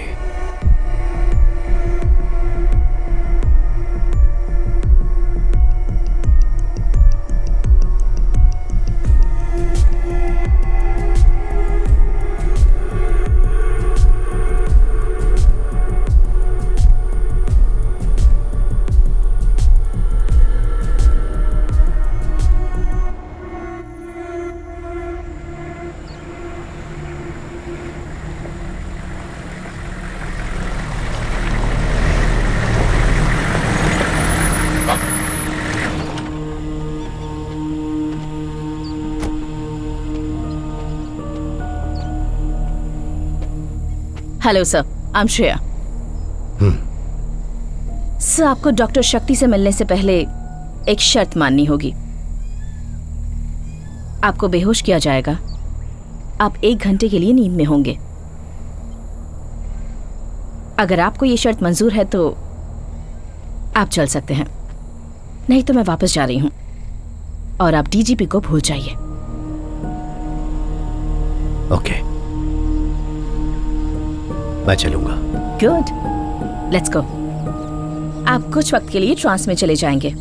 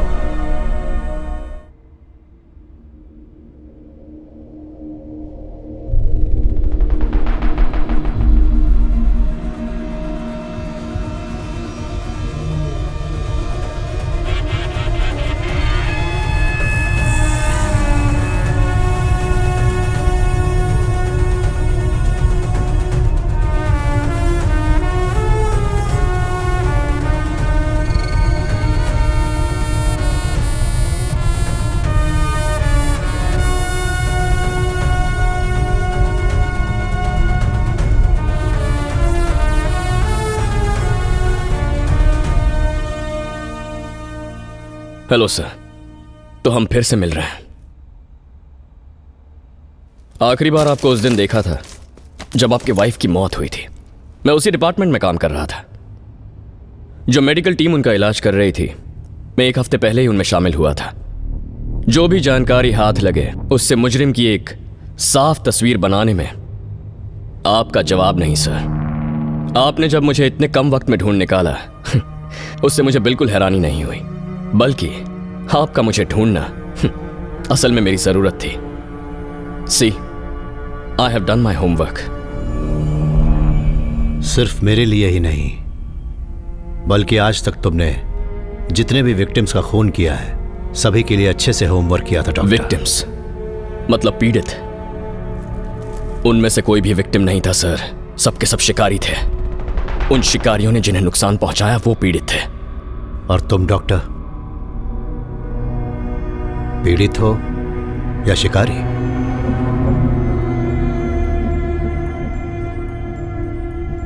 मैं दोनों ही हूं। हम सभी में दोनों बसे होते हैं, एक ही पल में पीड़ित, दूसरे में शिकारी। मैं एक बार डीजी को देखना चाहता हूं। घबराइए मत, वो सुरक्षित है, पर ज्यादा देर नहीं रहेंगे। आप पूरी पुलिस फोर्स में सबसे सही इंसान थे नौकरी छोड़ने तक। एक तरह से आप कानून का प्रतीक हैं। तो आज आपको साक्षी मानकर मैं उस स्टेट पुलिस चीफ को सजा दूंगा, उसने किए हुए घिनौने जुर्म के लिए। घूर क्यों रहे हैं सर? यह इंसाफ देने का मेरा तरीका है।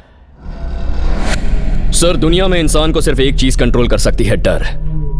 वो डर जो हम सभी के अंदर होता है, बल्कि भगवान में विश्वास करना भी एक तरह का डर ही है ना। जो इंसान गुनाह करेगा उसे मुझसे डरना होगा, क्योंकि अब से डर का नया नाम है डॉक्टर शक्ति रामास्वामी।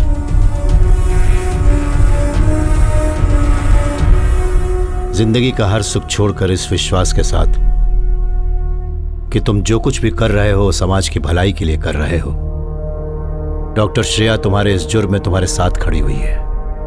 वो तुम्हारे साथ प्यार की वजह से या इसी डर की वजह से?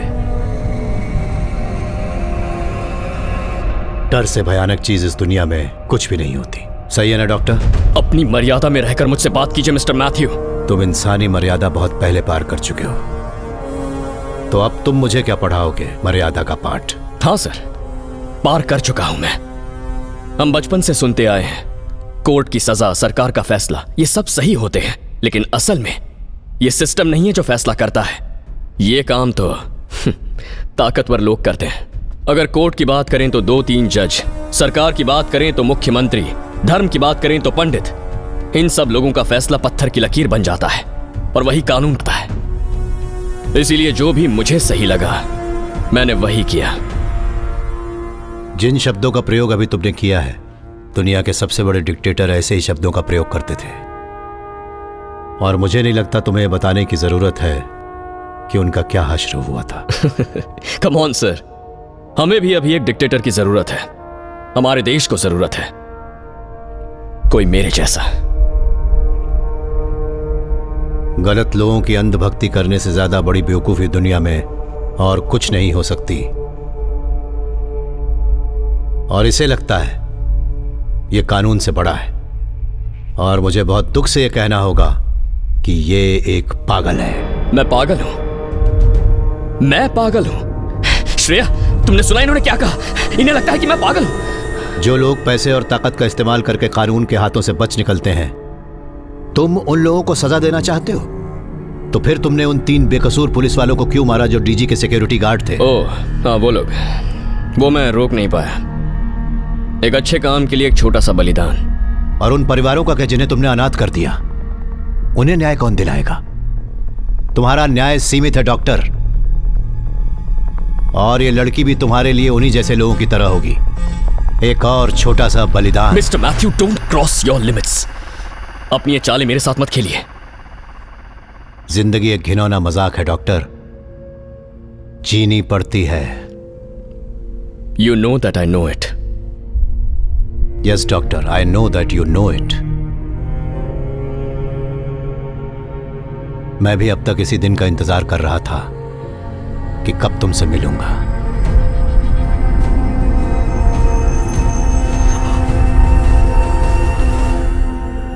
पर तुम ऊपर वाले से प्रार्थना करो कि वो इसे इस दर्द से मुक्त कर दे। अब और नहीं, मुझसे ये दर्द सहन नहीं होता।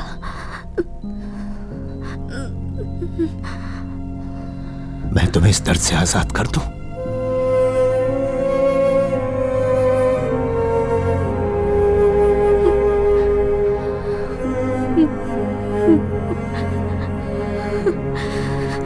जिंदगी में मैंने कभी भी किसी से इतना प्यार नहीं किया।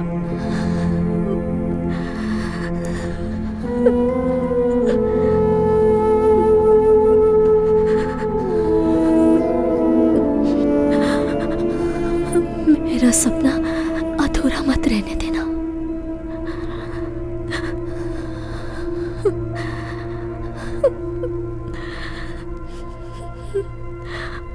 वादा करो कि वो स्कूल बनवाओगे।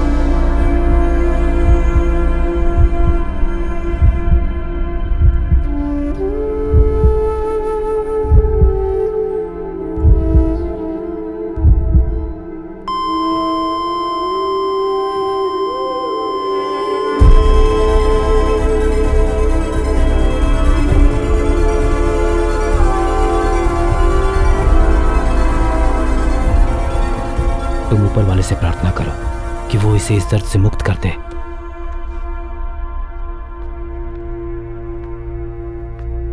आपकी पत्नी की मौत के बाद मुझे एहसास हुआ कि आपका फैसला सही था।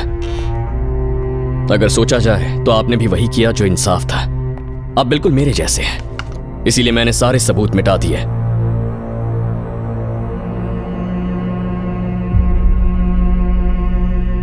यूथनेसिया, मर्सी किलिंग, दया के कारण हत्या, कानून के हिसाब से यह बिल्कुल गलत है, फिर भी आपने ऐसा किया।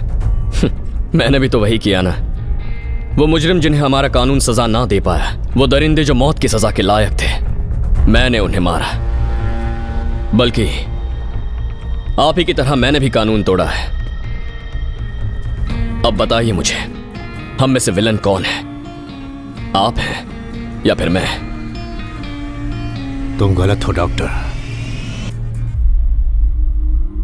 हम एक जैसे बिल्कुल नहीं।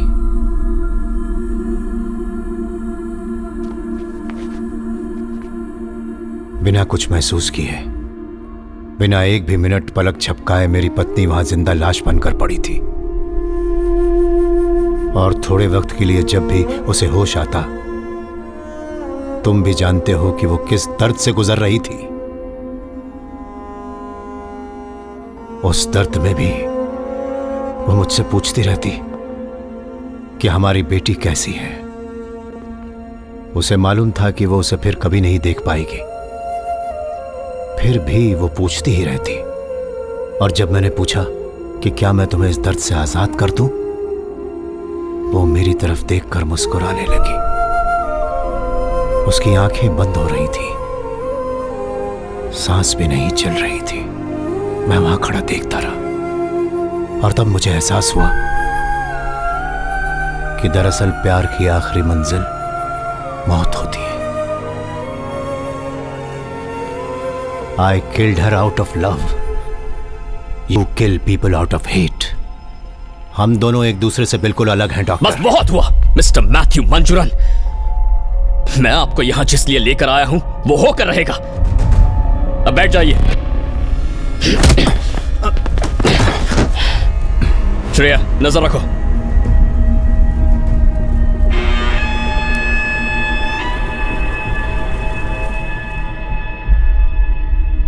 मेरी बेटी मालू मेरे इस काम से बहुत नफरत करती थी। उसकी इच्छा थी कि वो एक दिन बड़ी डॉक्टर बने। She wanted to heal the whole world. Shreya, please, जिंदगी तुम्हें पुकार रही है। तुम्हें पूरी जिंदगी जीनी है। अभी कुछ भी नहीं बिगड़ा है। प्लीज।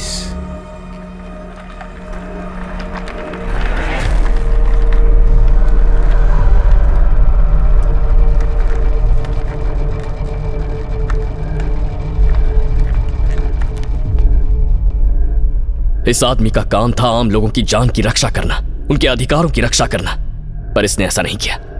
एक बहुत ही नेक इंसान था जिसका नाम था खालिद मुस्तफा। इसने मारा उसे। नहीं मैथ्यू, नहीं। उसकी मौत एक राज बनकर रह गई। केस फाइल करने वाला भी कोई नहीं था।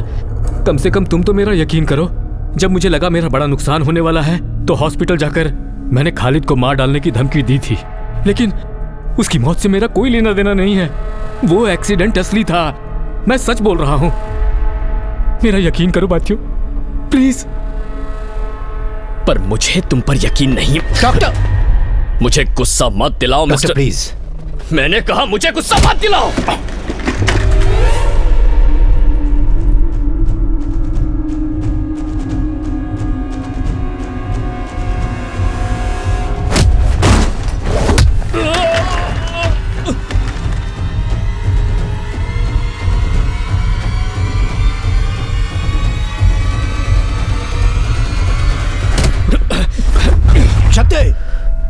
यह आदमी बेकसूर है।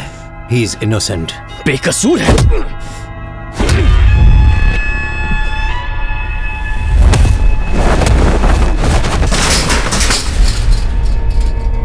डॉक्टर प्लीज मेरी बात सुनो।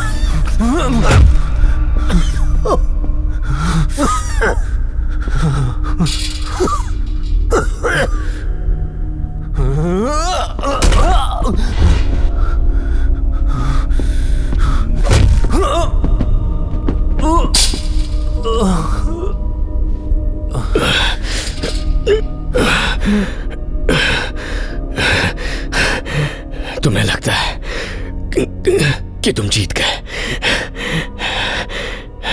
नहीं।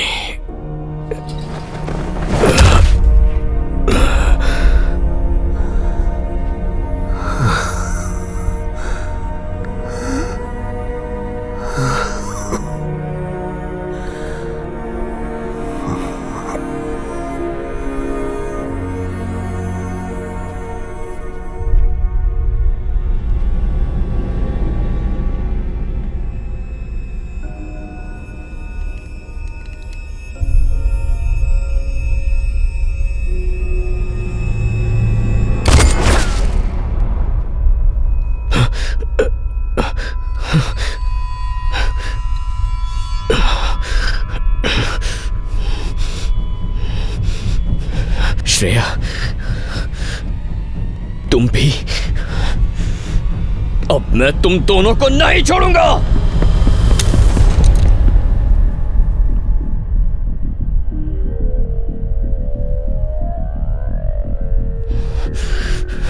शूट मी, शूट मी।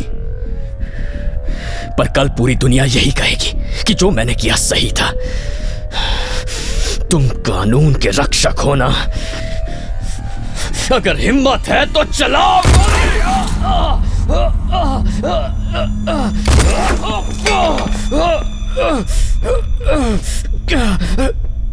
कैसे इंसान हैं आप सर?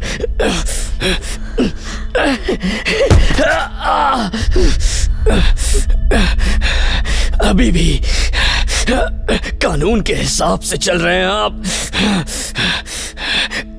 खत्म क्यों नहीं कर दिया मुझे? इस दुनिया का यह दस्तूर बिल्कुल नहीं है मिस्टर शक्ति कि एक इंसान किसी दूसरे इंसान की जान ले ले। तुमने मुझसे पूछा था ना कि हम में से विलन कौन है, तो हर विलन में एक हीरो होता है और हर हीरो में होता है एक villain.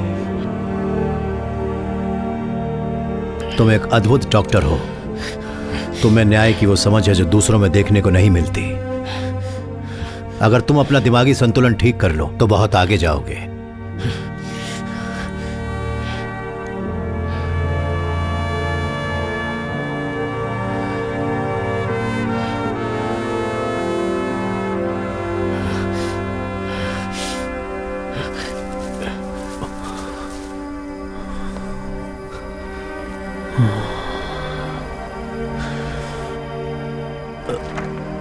I am sorry Matthew, मेरी गलतियों के लिए माफ कर दो।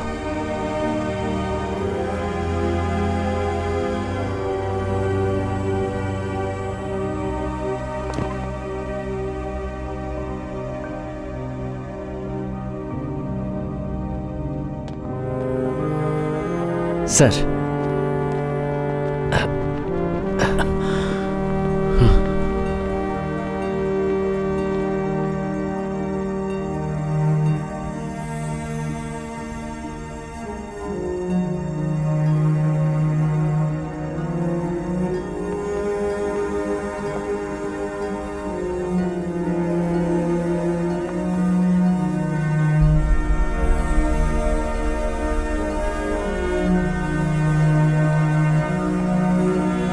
सर आप